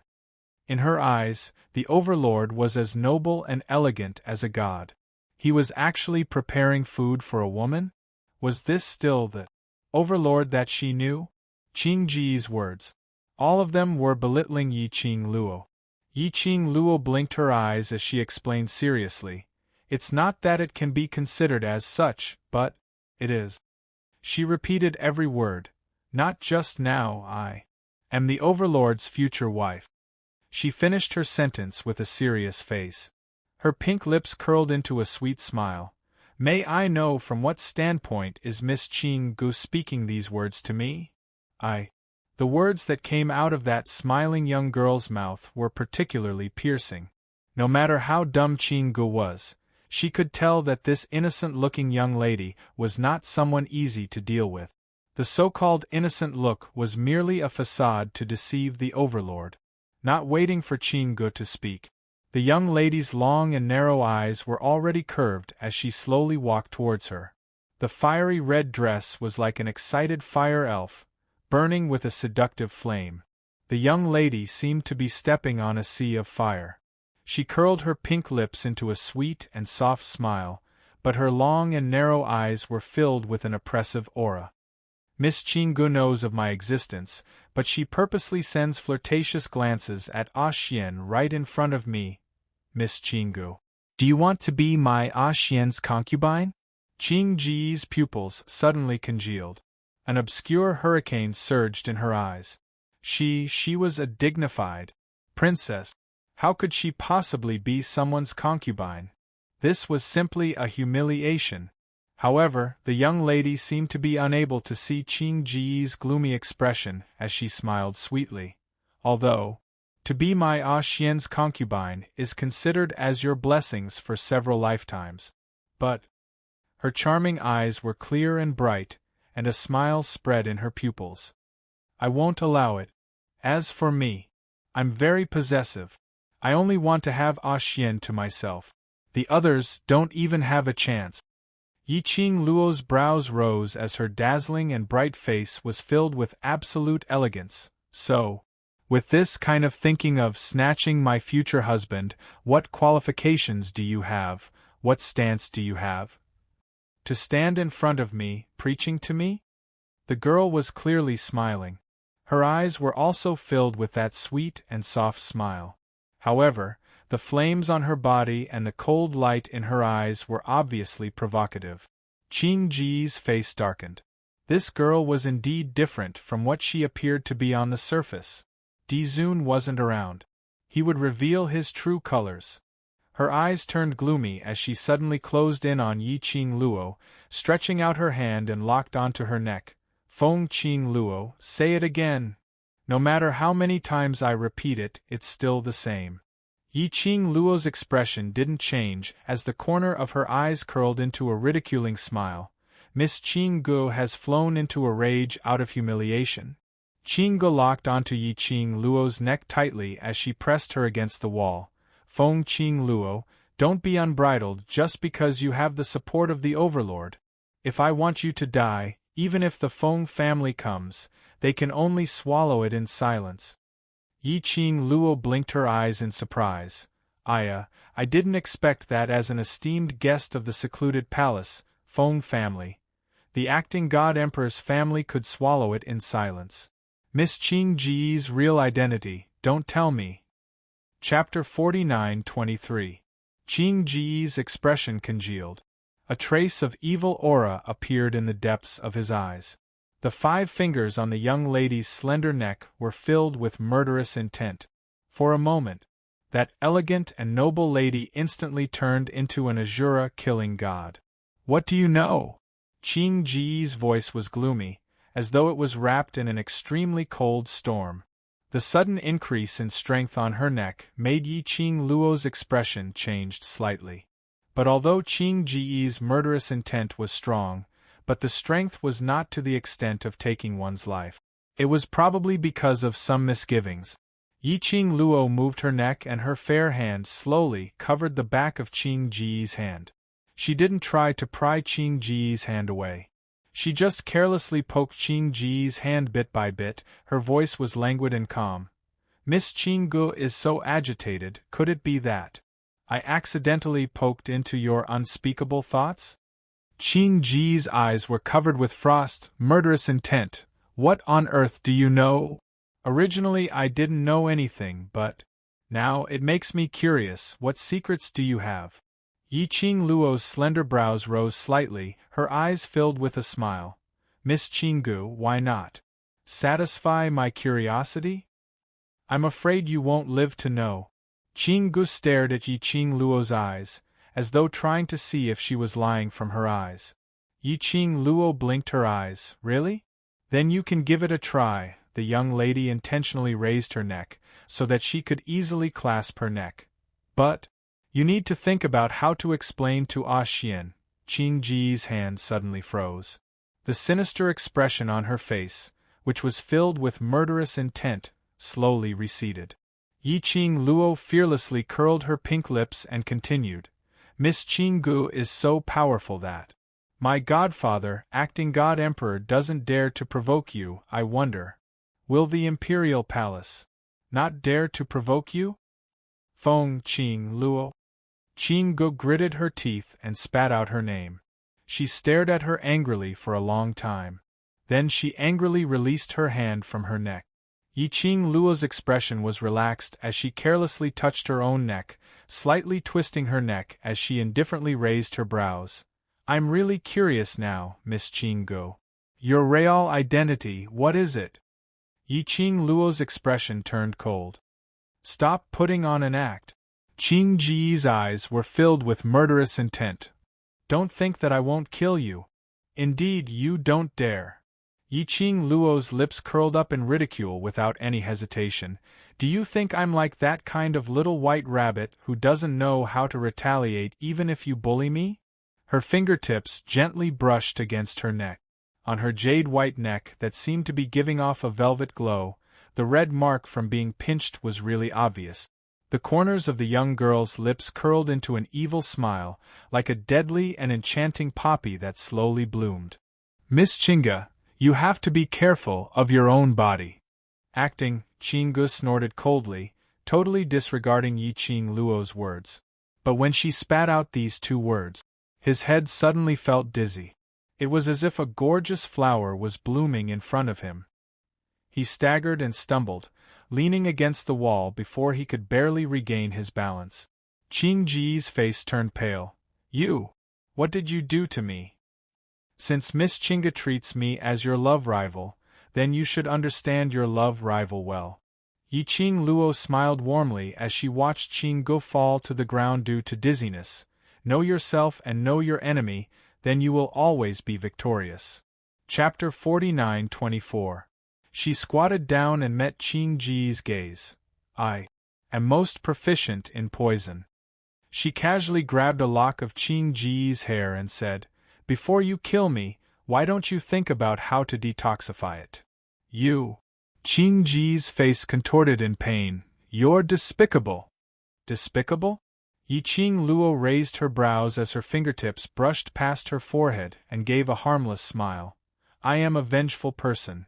Miss Qing Gu wants to kill me, how can I remain indifferent?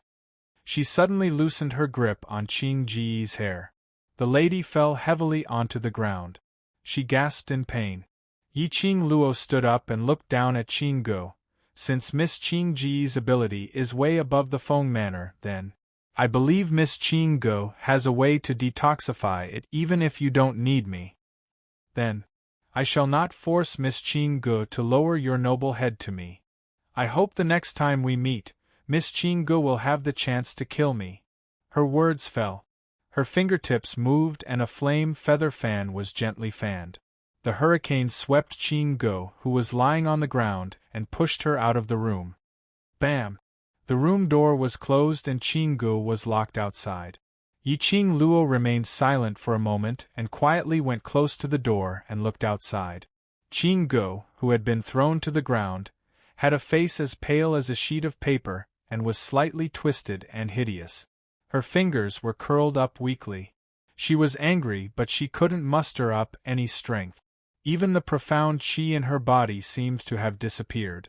Like a cripple, lying on the ground, unable to move, Yiqing Luo stood by the door and stared at Qinggu.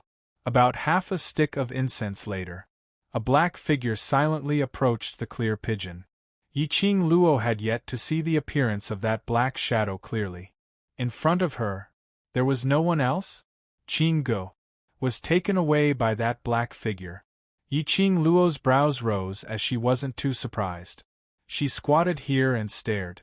He wanted to see exactly what kind of power stood behind Qinggu. She saw Qing Ji's reaction earlier. Presumably, the power behind her. It was an unspeakable secret. By the time Dmo Xian returned, it was already 8 hours later. In his hand was a large basket of fragrant and delicious desserts and dishes. Smelling that smell, Yiqing Luo knew that this was done by Fengpu. Have you sent Cici back? Yiqing Luo held Dmo Xian's hand as she rubbed her head against his body. Dmo Xian nodded. At the same time, he placed the desserts and dishes on the table. Yiqing Luo looked up at him. Looks like you've gotten grandfather's approval? From Dmo Xian's body, there was a faint fragrance of wine. This meant that he had drunk some wine. And there was only one thing that could make Dmo Xian drink. Drink with grandpa. Moreover, Dmo Xian was carrying the snacks and dishes that Granny Feng had personally made. This meant that Dmo Xian was instructed by her grandfather to bring this food for her. As expected, Dmo Xian nodded again. He placed the wooden chopsticks in Yiqing Luo's hands and pressed the young lady onto the table. Have a taste. He looked down. The man's vision fell onto the young lady's fair neck. For a moment, the gentleman's eyes seemed to be gathering a storm as his eyes were covered with frost. Your neck. What's the matter? He pressed the young lady's shoulder as he bent over slightly and looked at her neck. Seventh Miss Who Likes Trash. Overlord, please be gentler with your love. Seventh Miss Who Likes Trash. Overlord, please be gentler with your love. Chapter 49-25. The young lady's skin was exceptionally fair. So even the slightest trace was extremely clear and visible. Is it Qinggu? The man's tone was slightly cold. Yiqing Luo held his big palm and shook her head. It's all right, it doesn't hurt. Dmo Xian's eyes were filled with a thin layer of coldness. How dare she lay her hands on you? The man's low and hoarse voice was like a sharp ice needle. Don't worry, she is after all the Overlord's woman, she will not be bullied in vain. Yiqing Luo cupped his face with both hands. She has already received her punishment. Her long and narrow eyes curved as she playfully blinked. And, I can confirm, the power behind her is indeed very mysterious. Dmo Xian's emotions had not yet calmed down. Yiqing Luo could only appease him first. After appeasing Dmo Xian's anger, she then concisely told Dmo Xian about her conversation with Qinggu. Dmo Xian's slender fingers gently stroked the mark on the young lady's neck. His eyes filled with heartache. Yiqing Luo smiled. It really doesn't hurt, she was worried about you, so she didn't dare to be ruthless. There will be no next time. Dmo Xian's voice was hoarse. No matter where I go, I will tie you up and bring you along. Yiqing Luo's pink lips pouted. All right. The man slightly lowered his eyelids. His tone was somewhat gloomy. Even under my eyelids, she could hurt you. This is not your fault. You have protected me very well. Yiqing Luo patted the man's back and changed the topic. What did you say to grandfather?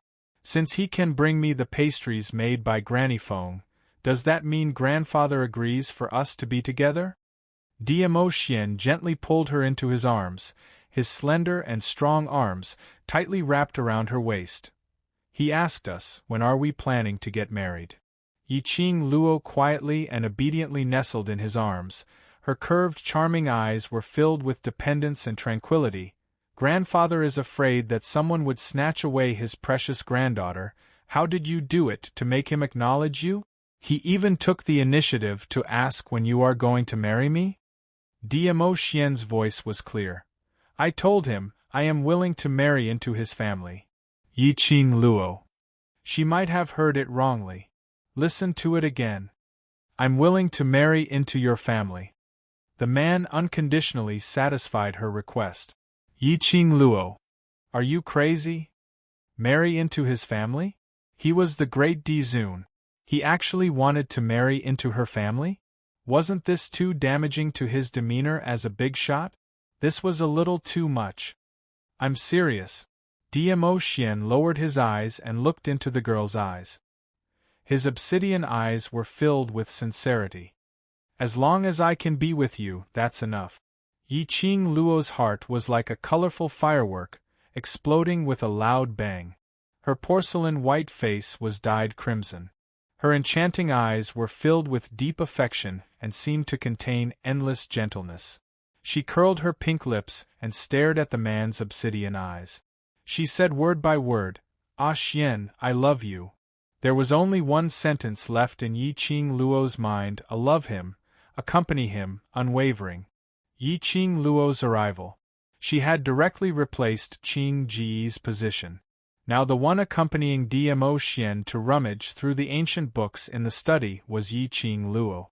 But perhaps Qing Gu was poisoned and didn't have the energy to run in front of the both of them. No one sent any meals to the both of them. But Dmo Xian was around. As for the food, there was no need to worry about it. Time passed. A day had passed. Qing Gu had yet to appear. Yi Qing Luo admired this woman's ability to endure pain. Seventh Miss Who Likes Trash. Overlord, please be gentler with your love. Seventh Miss Who Likes Trash. Overlord, please be gentler with your love. Chapter 49-26. She moved her hand. Naturally she knew how strong the poison was. Qing Gu first felt weak and dizzy, but her consciousness was extremely clear. Following that, she clearly felt a piercing pain in her body, as if it was being pricked by needles. What kind of experience was it to be powerless and in so much pain that she couldn't even move? Just ask Qing Gu and you will know. Anyway, Yi Qing Luo expressed that she absolutely couldn't take it. Originally she thought that Qing Gu would probably endure for 4 to 6 hours before she couldn't wait any longer and ran over to look for her. Even if it wasn't to beg her for the antidote. Wouldn't it be to forcefully ask for the antidote? But Qing Gu seemed to have disappeared. There was no sign of her at all.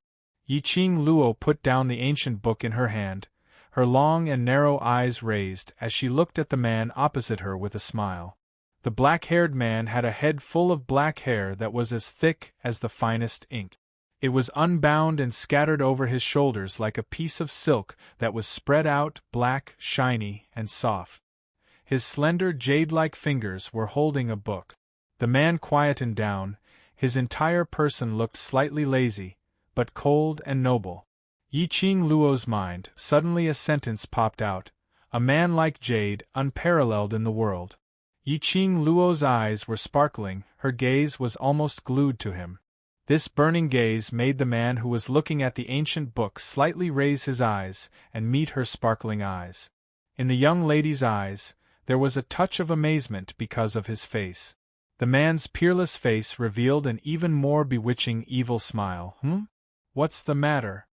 A low and mellow the ending rose like a feather, floating on the heartstrings. Yi Qing Luo blinked her long curly eyelashes, her charming eyes rippling like a pool of spring water as she smiled and raised her eyebrows. She didn't speak, but the man could tell what she was trying to express at one glance. He put down the book in his hand. Bored? Yi Qing Luo nodded her little head. I'll accompany you. Dmo Xian pushed the table full of ancient books aside, stretched out his hand and held the young lady's hand. Yi Qing Luo shook her little head. No need to go through so much trouble, her room is just next door, you can slowly look through here, I'll just take a look secretly. To tell the truth, she was still rather curious. What kind of method did Qing Gu use to endure the poison of the needles? Anyway, it's next door. It was okay to sneak a peek. If he was discovered, he still had the teleportation secret technique. He did not panic at all. Dmo Xian also thought of this point and did not stop them. His slender, jade-like fingers pinched the girl's wound. His voice was low and deep as he warned, "Be careful. Don't mess around. Come back after you've seen it. Call me if there's any danger." Yiqing Luo's eyes curved into crescents as she nodded her head like a chicken pecking at rice. "All right, my dear, no problem, my dear, I will obey Ah Xian's orders. Don't say that you know and then forget." The man pinched her face again. "If you're not back in an hour, I'll pick you up." Yiqing Luo was pinched in pain as her little hand hugged his big palm. She stared at him while muttering indistinctly with grievance, "You look like you're worried about your own daughter's father. Who asked you to be so naughty?" Dmo Xian poked her forehead.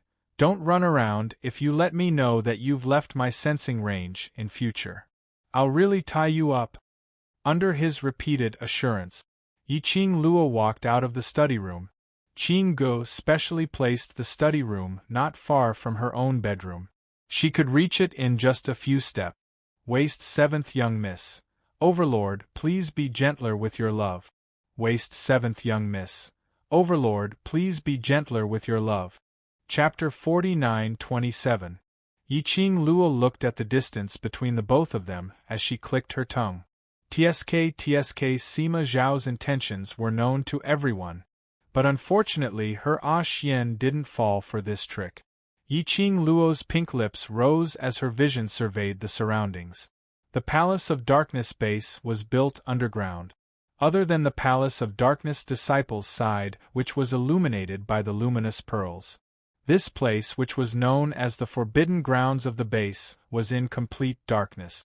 Only Qing Ji's room projected a faint glow from the luminous pearls.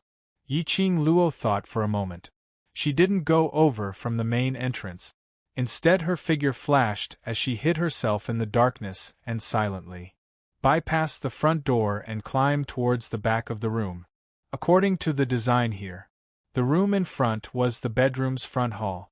The inner hall was the resting place. Yiqing Luo went one round and through the closed window, she was able to determine the position of Qing Ji's inner hall. She just leaned over. She saw the luminous pearls on the window projecting a few elongated figures. Yiqing Luo immediately stuck to the wall to prevent her own shadow from being seen by the people inside. "Princess, bear with it." An old voice which was intentionally suppressed was heard from inside the room. She could faintly hear Qing Ji's suppressed moans.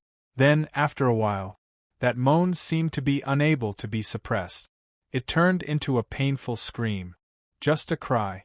But very quickly it was blocked by something. "Quick! Hold the princess down!" that old voice anxiously commanded. The shadows in the room swayed as the footsteps were messy. Yiqing Luo listened, and there were about 4 to 5 people inside, and all of them had extraordinary abilities. The room was in a mess. After some time, that painful moans started to slow down. "Grand Warlock, can the poison in Princess's body be cured?" The person who asked was an extremely young-sounding lady. The old voice sounded tense as though he was unwilling and helpless. "I've tried my best." "Who is it that dares to poison the princess?" Another man gnashed his teeth in anger. The old man who was addressed as Grand Warlock spoke in a deep tone. "If you want to cure Princess, you can only let Princess tell us who the person is and we will ask for the antidote." "But the princess doesn't want to say anything." "I know who it is." A cold male voice rang out. That distance made Yiqing Luo jump in shock. Because the voice came from right in front of her, very close to her. In other words, she and the man in the room were only separated by a window. What the F***ck? Scared the hell out of me. Yiqing Luo's body tensed up, not daring to move recklessly. "Who is Huan Tu?" the woman asked anxiously. The cold man's tone was very cold. "The princess was poisoned, but you are not willing to say who it is. There can only be one person, and that is, no. Qing Ji's hoarse voice spat out the words with difficulty. "Princess." When the people in the room heard the clear pigeon's voice, they immediately rushed forward with concern. Qing Gu warned him word by word, "Huan II, do not say anything. I will never bow down to her and ask for the antidote." He could hear it. Qinggu was in extreme pain as she spoke. Your Highness, your body cannot be delayed any longer. The Grand Warlock's tone was a little anxious. If you drag on any longer, the poison will spread throughout your entire body. I'm afraid. Your future days will be ruined. Qinggu didn't say a word. The woman persuaded, Your Highness, are you willing to spend your days in this way? Don't you want the position of Mirage King anymore? Trash 7th Young Mistress. Lord Dizun, please be gentler with your love. Trash 7th Young Mistress. Lord Dizun, please be gentler with your love. Chapter 49-28. Qing Ji's breathing stagnated for a moment as she spoke in a hoarse voice. How can this poison hurt me? Your Highness, this poison. The Grand Shaman was a little ashamed. I've only read about this kind of poison in the ancient books, but I have no idea what kind of poison it is and how to cure it. Useless. Qinggu reprimanded him sternly. You can't even cure a useless poison. What qualifications do you have to be the Grand Shaman? Qing Ji's words were full of anger, not leaving any face for the Grand Shaman. The Grand Shaman's face turned red, embarrassed and angry, and he didn't say a word. The woman quickly broke the deadlock and comforted her gently. Your Highness, you can't be angry now. Tell us, who is the person who poisoned you? I won't beg her, I can snatch it. The woman was Qing Ji's personal maid, Huan Luo, and she could tell that Qinggu was feeling awkward at this moment. Snatch. Qinggu snorted lightly, her tone was full of ridicule. Do you think you can snatch it? She was the one who suffered. Hadn't she thought of forcing Feng Qing Luo to take out the antidote? But that slut had the Overlord by her side. With the protection of the Overlord, no one could get close to that slut. What's more, it would alert the enemy. If the Overlord found out the existence of the power behind her, the Overlord would definitely investigate thoroughly.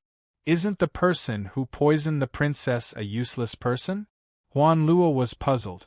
Useless person? In front of the window, the man who was addressed as Huan San spoke indifferently. Which useless person do you think can make the princess suffer? Huan Luo. It seemed like there wasn't anyone. Their clan's princess was one of the strongest among them. She was the hope of their clan. To be able to make the princess become like this. How could he be a useless person? Huan San. Qinggu shouted angrily. Huan San turned his head away and didn't say a word. He turned his head. Huan San's gaze was directed towards the direction of the window.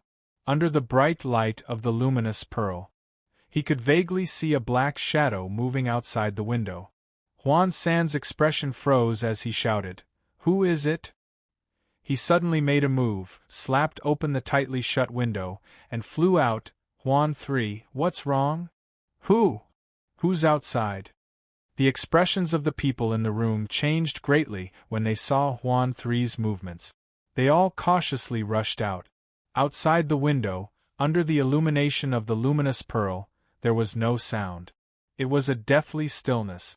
There was no one around. There was no sign of life either. They chased after him. He looked around.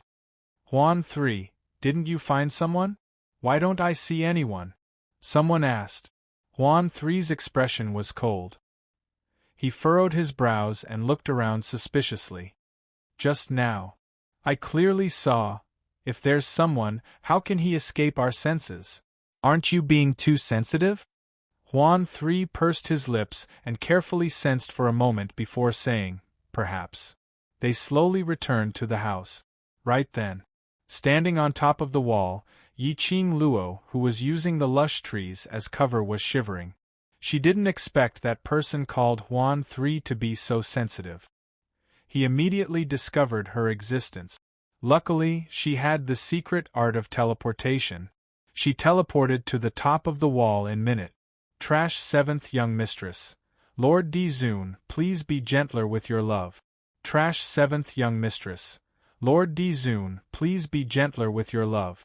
Chapter 49-29. She retracted all of her aura. Even her breathing was extremely careful. Those people didn't discover her. She who was hiding in the dark. She even saw those people's looks clearly. That person called Huan San was dressed in black, his hair combed neatly, and there was a long sword by his waist. From his attire, he should be a secret guard. Behind him was a man and a woman, also dressed in secret guard attire, and a black-robed great sorcerer with white beard and white brows. But the most eye-catching thing was, it was the huge totem embroidered on those people's clothes. Like a bolt of lightning, or like a splash of ink, the edges outlined a dreamlike ripple. That totem was very unfamiliar. Yiqing Luo had never seen it before. She memorized the shape of the totem in her mind. Later on, she would copy it for Ah Xian to check on it. Through the broken window, the few people in the house had already disappeared without a sound, leaving behind Qing Gu, who was lying on the bed with a face full of pain, her body twisting slightly. Yiqing Luo originally wanted to see if this Qing Gu had really found the way to cure the poison. She was so stubborn that she didn't come to beg her. Now she saw it. Yiqing Luo had no interest to stay any longer. She retracted her gaze and flipped down from the wall. The moment her feet landed on the ground, her pupils constricted, and the expression on her face darkened a little. Her feet moved and her petite figure retreated swiftly in the darkness. Following that, she turned her head and looked behind her alertly. In the darkness, a tall figure was faintly discernible. Yiqing Luo's heart tightened slightly. There was indeed someone. She had been discovered. She squinted her eyes slightly as her vision wandered around, calculating the time she left the other party's sight. But that figure's sleeves were like floating clouds, reflecting into her eyes. Yiqing Luo's vigilant expression instantly disappeared. She frowned and asked uncertainly, "Zhu Wu Xian?" Yiqing Luo. In the darkness, the man's cold and slightly hoarse voice rang. Indeed, it was Zhu Wu Xian's voice.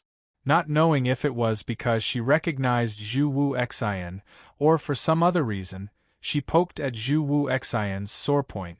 The man's usual cold voice carried a hint of a smile. "What are you doing here?" Yiqing Luo didn't answer his question, but instead asked back, "Why are you here?" "I saw that you were here, so I came over," Zhu Wuxin replied indifferently. His gaze fell on the wall. "This is the direction of Qing Dove's room." Yiqing Luo replied unhurriedly, "Know yourself and know your enemy, and you will emerge victorious in every battle. I'm here to take a look, this woman who has the guts to covet my man, what's so worthy for me to guard against." Zhu Wu Xian walked towards Yiqing Luo from the darkness. His eyes were especially black in the darkness. As though towards Yiqing Luo's reply, there wasn't much feeling or reaction. Yiqing Luo's gaze looked downwards at his chest. "Your injury. Worried about me?" Before she could ask, Zhu Wuxin had already interrupted her. The man's tone was somewhat joyful. Yiqing Luo pursed her pink lips slightly, her gaze was calm. "Your injury, after all, was inflicted by me." The joy in Zhu Wu Xian's eyes didn't diminish. "For you to ask this, it means that you're still concerned about me." Yiqing Luo took a deep breath, as she couldn't be bothered to tell Zhu Wu Xian clearly that she wasn't concerned about him. Anyway, Zhu Wu Xian wouldn't listen at all. She directly turned around, preparing to leave. "Don't you want to know Qing Dove's identity?" Behind her, the man's tone was indifferent, but the words he said made Yiqing Luo's footsteps suddenly halted. "Seventh Miss who likes trash. Overlord, please be gentler with your love." Seventh Miss who likes trash. Overlord, please be gentler with your love. Chapter 49-30. Zhu Wu Xian. Knew Qing Ji's real identity? He would say this out loud. This meant that he also knew. She already knew that there was a hidden powerhouse behind Qing Gu. Yiqing Luo's eyes sunk as she turned back to look at Zhu Wu Xian's eyes. "Since when have you been following me?" Zhu Wuxin must have seen what had happened in the clear pigeon house. So he was watching her from the dark. She secretly peeked at Qing Gu. But she didn't know that she was also being secretly peeked at. Indeed, she would have to pay for what she did sooner or later. shivering. It scared her to death. Not long ago. Zhu Wu Xian said calmly. That's not important. What's important is. If you want to know, I can tell you. Yiqing Luo didn't move and there wasn't much change in her expression. No need. She didn't want to accept any goodwill from Zhu Wu Xian or any help from him. Otherwise it would become more and more troublesome. Anyway, towards the mysterious powerhouse behind Xinggu. She wasn't in a hurry to find out. Anyway, even if she knew what kind of powerhouse the mysterious powerhouse was, she couldn't do anything now. The longer it drags on, the more troublesome it will be. Zhu Wu Xian's eyes dimmed for a moment, but he continued, moreover. Even if you want to investigate, you won't be able to find anything. With Ah Xian around, there's nothing I can't find. Yiqing Luo's pink lips curled as her tone was obviously distant. Master Zhu, I don't need your help. Thank you for your kind intentions. She said that, and without any hesitation, she stepped into the darkness. She didn't even turn her head back. Heh! A strange light ridicule sounded in the darkness. A figure walked out from the darkness. That figure stood behind Zhu Wu Xian as his voice was sinister and sinister. Pavilion Master, have you given up? Zhu Wu Xian stood at his original spot, not saying a word. The black shadow chuckled again, a chilling chuckle. No matter how much you try to express your feelings, she doesn't love you, and she won't be willing to accept any of your feelings. Pavilion Master, don't tell me you still don't understand. Because she doesn't love you, she can hurt you unscrupulously, trample on your heart, treat you like a dreadful beast, and avoid you like a fly. Your nearness to her is a great annoyance. The black shadow's words were like needles stabbing into the most painful part of Zhu Wuxin's heart. Even Zhu Wu Xian's frosty expression changed slightly. The black shadow slowly walked closer to Zhu Wu Xian and said in a low, bewitching voice, Pavilion Master, previously, about the deal I discussed with you, you can carefully consider it. Bang! Zhu Wuxin waved his hand. Rays of profound light shot out. The shadow in front of him was split into two halves. However, there was no blood. Thick yin qi spread out from the black figure. The voice of the black shadow that had been split into two continued, Pavilion Master, I'll wait for you to change your mind. His words fell. The two halves of the body turned into dust and dissipated into the air like ashes. When Yiqing Luo returned to the study room, Dmo Xian was still sitting in front of the table, flipping through the ancient books. Hearing the sound, he raised his head and looked at the young lady. His obsidian-black eyes were filled with gentleness and pampering. Have you played enough? Almost went overboard. Yiqing Luo patted her chest exaggeratedly as she leaned towards Dmo Xian. Guess what I saw at Qing Ji's side. The young lady's mysterious look made Dmo Xian's eyes smile. He stretched out his hand and embraced the young lady. His smile instantly congealed on his face. His expression also sunk slightly. Seventh Miss Who Likes Trash. Overlord, please be gentler with your love. Seventh Miss Who Likes Trash. Overlord, please be gentler with my love. Chapter 49-31. His hand pressed on the young lady's shoulder as his deep inky eyes squinted slightly. Who did you meet earlier? Yiqing Luo was about to tell Dmo Xian about what she heard outside Qing Ji's room. Being questioned by Dmo Xian, she instantly swallowed back the words that were about to come out. The man's gaze was deep like a deep pool, unable to see the bottom. Who did she meet? Who could she meet? She just went to Qing Ji's place for a stroll and then Yiqing Luo's eyes widened. Zhu Wu Xian? It's indeed him. Dmo Xian's eyes flashed past a sliver of displeasure. Yiqing Luo lowered her head as she looked at herself. What's the matter? How would Ah Xian know that she and Zhu Wu Xian had just met? Dmo Xian didn't answer her question as he stretched out his hand and pulled her into his embrace. His chin was pressed against her head. The man's mellow voice floated down. I really need to tie you to my side. Yiqing Luo. Wait a minute, what on earth had happened?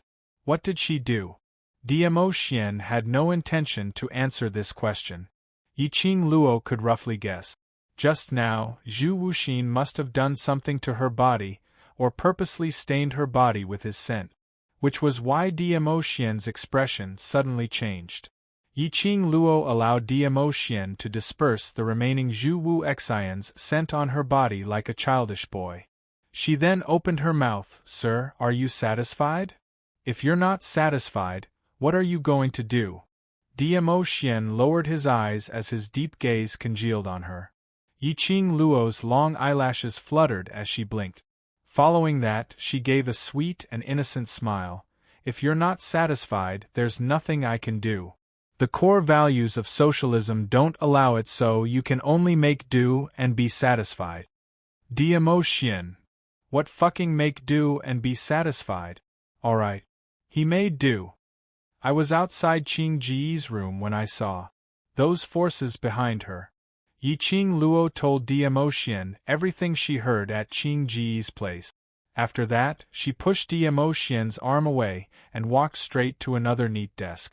She spread out a piece of paper in front of her and picked up a pen beside it.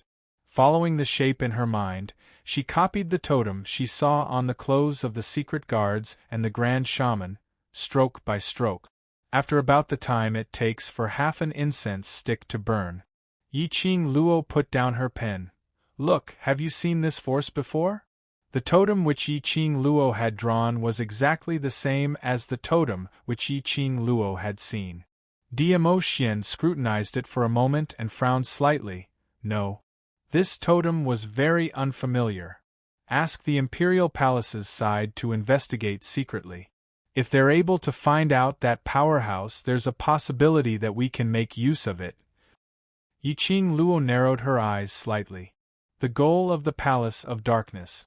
It was for the tomb of the Divine Emperor. The reason why Qing Gu was in the gloomy palace. It was also for the tomb of the Divine Emperor. In the end, the two forces would stand on opposite sides. If he could make good use of it, there might be a chance to get rid of these two forces. That's right, Ah Xian, Zhu Wu Xian said. He knows the powerhouse behind Qing Gu. What kind of powerhouse is it? Yiqing Luo suddenly recalled what Zhu Wu Xian said earlier. Diamo Xian's fingertips moved as he locked her chin. What he knows is his own matter, you're not allowed to ask him. I just know that a big vinegar jar like you would get jealous. Yiqing Luo pushed his hand away, so I directly rejected him. Chapter 49-32. Diamo Xian's thin lips curled into a smile as he rubbed her head. Be good. Yiqing Luo. Be good your head. You're such a bad vinegar jar. But to ridicule. Yiqing Luo didn't say it out. She adjusted her tone and said, even you haven't seen this powerhouse's totem, but Zhu Wu Xian would know. There's a possibility that he might be related to that powerhouse. Zhu Wu Xian, this person. In her past memories, she only remembered that Zhu Wu Xian's identity was very mysterious. Later on in Death God Castle, when she met Zhu Wu Xian, she only thought that Zhu Wu Xian was just Death God Castle's castle lord. But later on she discovered Zhu Wu Xian was not only Death God Castle's castle lord, and the so-called Death God Castle was not as simple as what it looked on the surface. Otherwise, the ghost robbers would not have been imprisoned in Death God Castle for so many years. Later on, when they arrived at the upper realm, Zhu Wu Xian transformed into the Red Clear Pavilion's Pavilion Lord. The Red Clear Pavilion that was famous in the upper realm and even in the God realm. And he was able to collaborate with the people behind the Nether Palace, and casually cut off the collaboration. And he wasn't afraid of the people behind the Nether Palace taking revenge. Zhu Wu Xian's identity, thinking in this way, wasn't that simple. Yiqing Luo's eyes deepened. Don't think about him. Diamo Xian cupped her face as his tone became heavier, as though he was unhappy. I will investigate, there's no need to ask him. Yes, I will, my lord husband. A vinegar jar was indeed a vinegar jar. This totem. Suddenly, Yiqing Luo felt a scorching sensation on her wrist. Following that, she saw a light figure floating out. That figure was faintly discernible in the darkness. It was in a translucent state. Old man Tsang, what's the matter? Yi Qing Luo immediately looked at that floating figure. You've seen this totem before? Old man Tsang walked several rounds around the totem, which Yi Qing Luo had drawn on the study table. I seem to have seen it somewhere. Old man Tsang recalled with difficulty. But it's been too long, I really can't recall where I've seen it before. Vaguely, he felt that this totem looked familiar. However, if he thought about it carefully, he would be stuck. Yes, before you became the guardian spirit of the Azure Dew Bracelet, did you see it? Yi Qing Luo probed. After Old Man Tsang became the guardian spirit of the Azure Dew Bracelet, he had slumbered for over 10,000 years. If he had seen it before, this also meant that the history of this force was comparable to the Feng family. That was a force even more ancient than the so-called Palace of Darkness. Old Man Tsang nodded his head without hesitation. Yes, I only have a vague impression of it, but I'm not too sure if this totem is the same as the one in my memory. Now, I can only wait for the Imperial Palace to investigate and see if there is any news. With the clue provided by Old Man Tsang, a lot of time was saved. Old Man Tsang wanted to say something. He suddenly looked out the door. The smoke-like figure immediately followed Yi Qing Luo's wrist and drilled into the Azure Dew Bracelet. Someone? Yi Qing Luo's gaze swept towards the room door. His gaze fell on the table again, on the paper with the totem drawn on it. If this totem was discovered by Clear Pigeon, that would be alerting the enemy. Yi Qing Luo's eyes sunk, her slender white hand immediately grabbed that piece of paper. At the same time, the study room's door was suddenly opened by someone. A white robe fluttered, incomparably frail woman, supported by a maid, stood at the door. Seventh Miss Who Likes Trash. Overlord, please be gentler with your love, everyone please collect. Seventh Miss Who Likes Trash. Overlord, please be gentler with your love, hit me. Chapter 49-33. Qing Ji's face was as pale as a piece of paper, with beads of cold sweat on her forehead. The maid beside her was the lady named Huan Luo. Overlord. Qing Ji's weak voice was soft and powerless. That look, coupled with that voice, it was a pitiful painting of a beauty. After all, Qing Go had always been elegant and dignified. Suddenly becoming so weak, it made one feel sorry for her. The contrast was enough to stir one's heart. But Qing Ji's bellyful of words were stuck in her throat. When Wan's frail face froze in that instant. The scene in the study room. All her plans had been disrupted. Inside the study room, the young lady in a fiery red dress had one arm around the man's neck. The other hand was placed on Dmo Xian's chest. Their posture was intimate. At this moment, both of them simultaneously turned their gazes toward the door. Tacit understanding. Warmth. Qing Ji's body was on the verge of collapse. The sharp pain in her body that felt like it was being pierced by needles was even more unbearable, and Yi Qing Luo heaved a sigh of relief when she lowered her eyes. Just at the moment when the door was pushed open, she had coincidentally stuffed that piece of paper with the totem into Dmo Xian's arms. Scared the hell out of her. She was almost discovered by Qing Go. Luckily, she was quick-witted and had quick reflexes. But she just wanted to hide that piece of paper. It seemed that Qing Go had misunderstood. Yi Qing Luo tilted her head, her eyes were filled with a faint smile. Miss Qing Go, what's the matter? Qing Ji's gaze was stuck on Dmo Xian. Suddenly she heard Yi Qing Luo's voice. Her gaze tightened as her sharp gaze stared fiercely at Yi Qing Luo. Feng Qing Luo. Yi Qing Luo blinked her eyes and pretended to be scared as she buried her head into Dmo Xian's arms. Why did you suddenly shout at me? Don't you know the reason why I am here? Qing Ji's voice was slightly sharp. Her jade fingers clasped Huan Luo's arm tightly as she gritted her teeth. She hated it the most. It was Feng Qing Luo who deliberately pretended to be innocent and pure. Pretentious. Simply disgusting. Feng Qing Luo, that slut, used this kind of pretentious look to deceive the Overlord. Yi Qing Luo stuck her head out and dragged out the last syllable before blinking her eyes innocently. I don't know, so why did Miss Qing Gu come looking for me? You. Qing Gu gasped and glared at Yi Qing Luo. Hand over the antidote. Yi Qing Luo tilted her head, her long and narrow eyes raised slightly. What antidote? What are you talking about? Don't play dumb. Qing Gu was so infuriated that she almost died on the spot. She turned to look at Di Mo Xian. Overlord, I didn't hesitate to betray his lordship to work for you. Don't tell me you're going to allow Miss Feng to treat me like this? At the end of her sentence, her voice trembled. It was as if he had suffered a great grievance. Di Mo Xian had yet to speak. Yi Qing Luo moved and stood in front of Di Mo Xian, raising her brows at Qing Gu. What did I do to you? You poisoned me. Qing Gu spat out word by word through gritted teeth. After she finished her words, her entire body trembled slightly, as if the pain was spreading throughout her body. Huan Luo's arm was scratched till there were red marks. She looked at Yi Qing Luo with heartache. Miss Feng, quickly hand over the antidote. Ever since you came here, my miss has never treated you unfairly. Don't you have a conscience for treating her like this? Yi Qing Luo. Oh no. But her mouth was very direct, denying thrice. I didn't, I'm not, don't talk nonsense. Seventh Miss who likes trash. Overlord, please be gentler with your love. Seventh Miss who likes trash.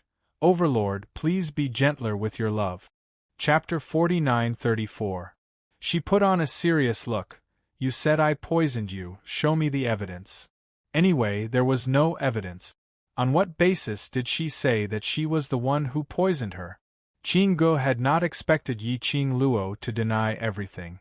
She was so angry that she almost died on the spot as she gritted her teeth and stared at Yi Qing Luo. Feng Qing Luo, you, how could you be so shameless? Yi Qing Luo's face sunk slightly as her half-squinted eyes congealed a cold arc.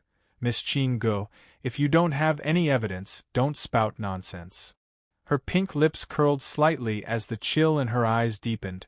What evidence do you have to prove that I have poisoned you? If you can't show me the evidence, can I assume that Miss Qing Gu is trying to attract my man's attention and intentionally slandered me? Not only did she refute in a serious manner, she even put on a high hat on Qing Ji's head. Qing Ji's face contorted slightly as she looked at Yi Qing Luo's serious face of denying and intentionally making her hate. Her eyes turned red. A slut is a slut. She actually played this trick. In front of the Overlord. All kinds of innocent and pure. But when facing her alone, she knew how to stretch out her sharp claws. This slut relied on this kind of pretentious method to cheat the Overlord's trust. Miss Feng. Huan Luo had not expected this eldest miss of the Feng family to be so difficult to deal with. She looked at the princess who was trembling in pain and pursed her lips tightly. What you want is Miss taking the initiative to ask you for the antidote?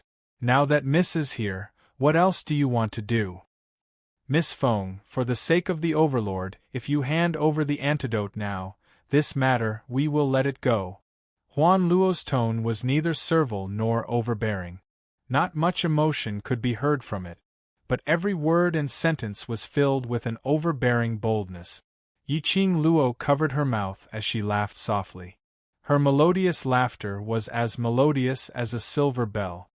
You guys are really funny, how do you put it? It seems like I'm the one who forced Miss Qing Gu to look for me? What's in it for me if she comes looking for me? Huan Luo took a look at Di Mo Xian and saw that from the start till the end, the man had not revealed any trace of emotion. She gritted her teeth and said, because you deliberately wanted my young miss to lower her head to you, please.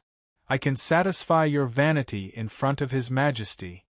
When Yi Qing Luo heard that, she giggled. Then, has she lowered her head? Are you begging me? Huan Luo was speechless. Lower my head? How could he lower his head? Qing Gu was a high and mighty princess. How could he lower his head to a slut? Not to mention begging her. Yiqing Luo seemed to have seen through Huan Luo's thoughts from her expression. She tilted her head and smiled sweetly like a flower. So, now you admit that you're slandering me? Huan Luo still wanted to say something. But Qing Gu grabbed his wrist. Qing Ji's face was pale, and the cold sweat on her forehead slid down her face. Her breathing was heavy as she gasped for breath. She said word by word, "To put it bluntly, you just want to see me make a fool of myself."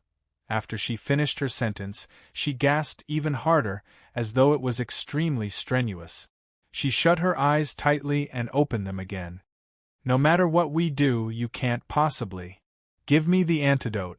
Yiqing Luo's slender jade-like fingers held her chin, her long and thick lashes fluttered like butterfly wings, her smile was still that innocent and harmless. "Aya, you've seen through me." Chapter 49-35. The young lady's fingers moved slightly and pressed against her pink lips as she blinked her eyes exaggeratedly. "You finally admit it." Qing Ji's eyes widened as she stared at Yiqing Luo. "You admit that you did it on purpose."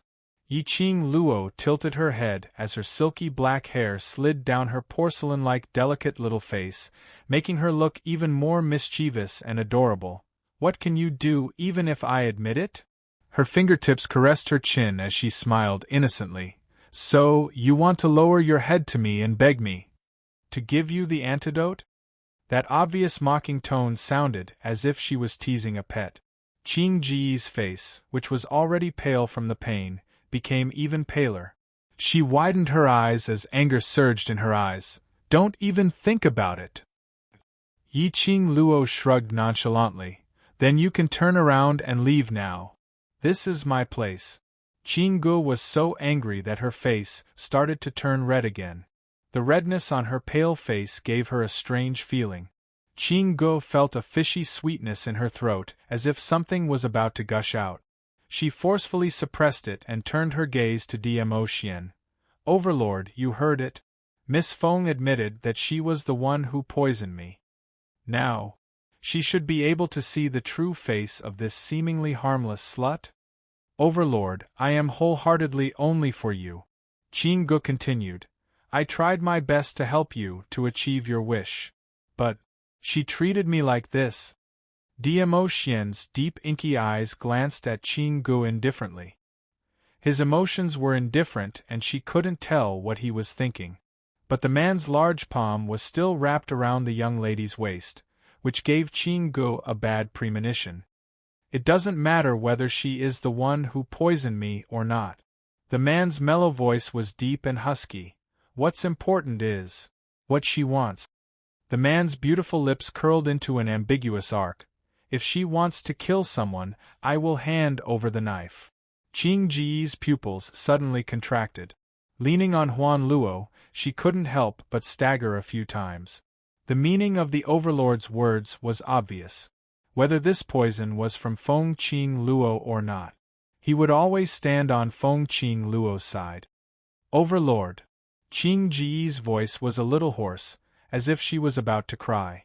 "How could you do this, heartless?" Yes, this man, other than Feng Qing Luo. It was so heartless that it was as if he had no feelings at all. No matter what she said, no matter how pitiful she was, he didn't even flinch. "If she wants to kill someone, I'll give her the knife." She killed someone, and he gave her a knife. The high and mighty Di Zun, who was like a god, he was cold to others and had an unapproachable temperament.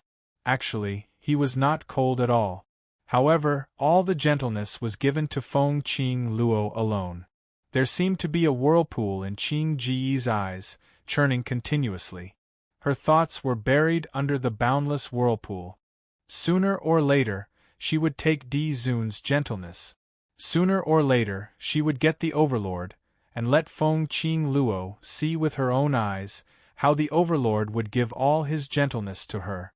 A flame of excitement flashed across Qing Dove's eyes. She clasped Huan Luo's arm tightly, gritted her teeth and spat out a word with difficulty. "Go!" To make her lower her head to Feng Qing Luo. Absolutely impossible. Especially after being teased by Feng Qing Luo. "Tsk. You really have a backbone. Yiqing Luo clicked her tongue and praised insincerely. Chapter 49-36. The pigeon paused for a moment. It looked like he stumbled. Yiqing Luo's brows rose slightly, as she smiled and snuggled into Diamo Xian's arms, as she pretended to speak indifferently. Backbone or life, which one is more important? Ah Xian, what do you think? The man slightly lowered his eyes as deep as the sea, reflecting the young girl's sweet smile. His eyes darkened. His beautiful lips were thin and his voice was elegant and mellow. You are more important. Sudden words of love. It made Yiqing Luo's maiden heart restless. Her little hand clutched onto his lapel as she raised her head to glare at Diamo Xian coquettishly. I'm being serious here. What I said was very serious. Diamo Xian's eyes were smiling. Critical strike. My health bar is empty.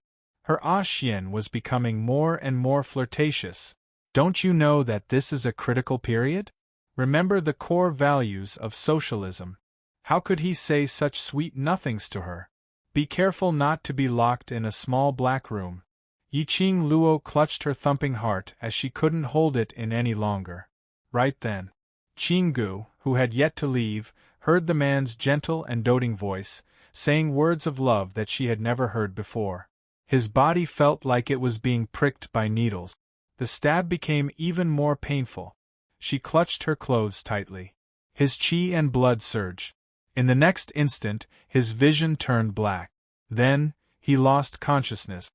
Miss! Young miss! Huan Luo shouted in panic. The forbidden area of the Palace of Darkness was always quiet. Huan Luo's voice could be heard. This attracted the attention of the disciples of the Palace of Darkness. Very quickly, they rushed over in an orderly manner. Miss Huan Luo, what happened? The leader of the secluded Darkness Palace disciples shouted from outside the forbidden area. Huan Luo took a look at Diamo Xian and Yiqing Luo, and looked at the unconscious Qinggu in her arms. She bit her lips and carried Qinggu out of the study room in quick step. Yiqing Luo and Diamo Xian exchanged glances. The girl's pink lips curled up slightly. Looks like we can't stay here anymore. It's all right. Diamo Xian wrapped his arm around her slender waist. I've already found what I wanted to find. Yiqing Luo raised her eyes. Since you've found it, why are you still staying here for? Because you're naughty. The man's voice was light, but it was full of affection. Yiqing Luo. All right, she couldn't refute. It turned out that he was interested in the power behind Qinggu because of her. So he stayed and let her satisfy her curiosity before seeing if she wanted to leave the base of the Palace of Darkness. Yiqing Luo's arms circled around his neck. Then shall we leave now? If you don't want to leave, you can stay. He had a way to let her stay in this base safe and sound. Yiqing Luo tilted her head and looked past the door of the study, at the door of Qing Ji's room not too far away. If I were to leave, there's a possibility that she might die from the clear pigeon poison outbreak. Would the power behind her let her off so easily? It felt like there would be a lot of trouble in the future. It's all right. Diamo Xian bowed slightly, his thin lips spitting out words. I can protect you. Don't worry about anything, as long as you wish for it, I will definitely protect you. Yiqing Luo. Critical hit. Blood gauge, 99999. Outside the courtyard, those orderly footsteps had already entered the forbidden grounds. Apparently, they had received Huan Luo's orders. Huan Luo was planning to expose their whereabouts. Yiqing Luo passed her body weight over to Diamo Xian. Before we leave, I still want to go to a place. Seventh young miss who likes trash. Overlord, please be gentler with your love. Seventh young miss who likes trash. Overlord, please be gentler with your love. Chapter 49-37. The decorations were exquisite and dazzling, with numerous toys and food, just like a children's paradise in the room. The little one was staring blankly at the candied haws in her hands. That delicate and adorable little face did not have the innocence and joy of a child, but was filled with melancholy. Her delicate brows were tightly knitted into a bundle. After staring at the candied haws for a long time, the little one suddenly threw the candied haws onto the ground. A liar who deceived this princess, just a scoundrel. This princess needs to worry about him. After roaring this sentence, the little one stepped hard on the candied haws again. This princess will not forgive a liar who deceives me. But, after a few steps, the little one seemed to have lost all her strength, as she stopped her stomping action and sat on the ground weakly. Her bright and beautiful big eyes stared at the candied haws which had been stepped on. Suddenly, she started to cry. This cry had just started. She heard a clear and melodious voice ringing in the room. "How much does Princess Ling Long miss Cece? So much that you're crying?" The little one's cries stopped abruptly, as her beautiful eyes widened and looked around vigilantly. "Who's there?" Inside the room, two figures appeared silently. A fiery lady, dressed in a fluttering red robe. A black-haired man in black robe was like a god. Ling Long's exquisite little face turned slightly pale, as she stood up abruptly and took a step back. "You, who are you? What are you trying to do by barging into this princess's room?" Her face was filled with vigilance. "How did you find out about this princess's room? Are you trying to kidnap this princess as a hostage?" Yi Qing Luo. This little one knew quite a lot. Her pink lips parted as she released Dmo Xian's waist and walked slowly towards the little one. "Then, Princess Ling Long, do you want to be my hostage?" Ling Long's little face turned pale again.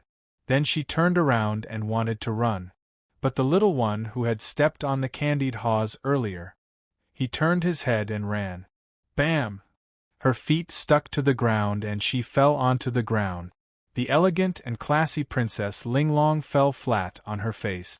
The scene was a little awkward. The little man's face was red as he struggled to get up from the ground.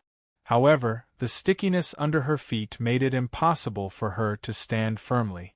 He cut a sorry figure. Ling Long struggled and her eyes immediately turned red. He simply sat on the ground and refused to move. At this moment, a slender and fair little hand stretched out in front of her. Ling Long was startled. She looked up and saw a coquettish face. At this moment, the face was looking at her with a gentle and harmless smile. For some strange reason, Ling Long extended her hand into that fair hand. The warm touch caused the little girl's heart to tremble for a moment. Until he was pulled up by someone. Ling Long was still in a daze. "Princess Ling Long, can I ask you a question?" Yi Qing Luo didn't let go of her hand, but slowly squatted down and looked at the little girl at the same level. Ling Long was still a little confused. What? You should have heard that there's news from the Forbidden Land." Yi Qing Luo's pink lips curled upwards as her brows were picturesque. "If Feng Shi is really caught, how do you want to deal with her?" The young lady's voice was very gentle. Like a clear spring, it flowed past Ling Long's heart, soothing the restlessness in her heart. "How to deal with Feng Shi?" Ling Long's eyelids drooped down slightly as her voice sounded a little tense. "He lied to me and made use of me. If he is caught, I want him to taste the most severe punishment from my secluded palace."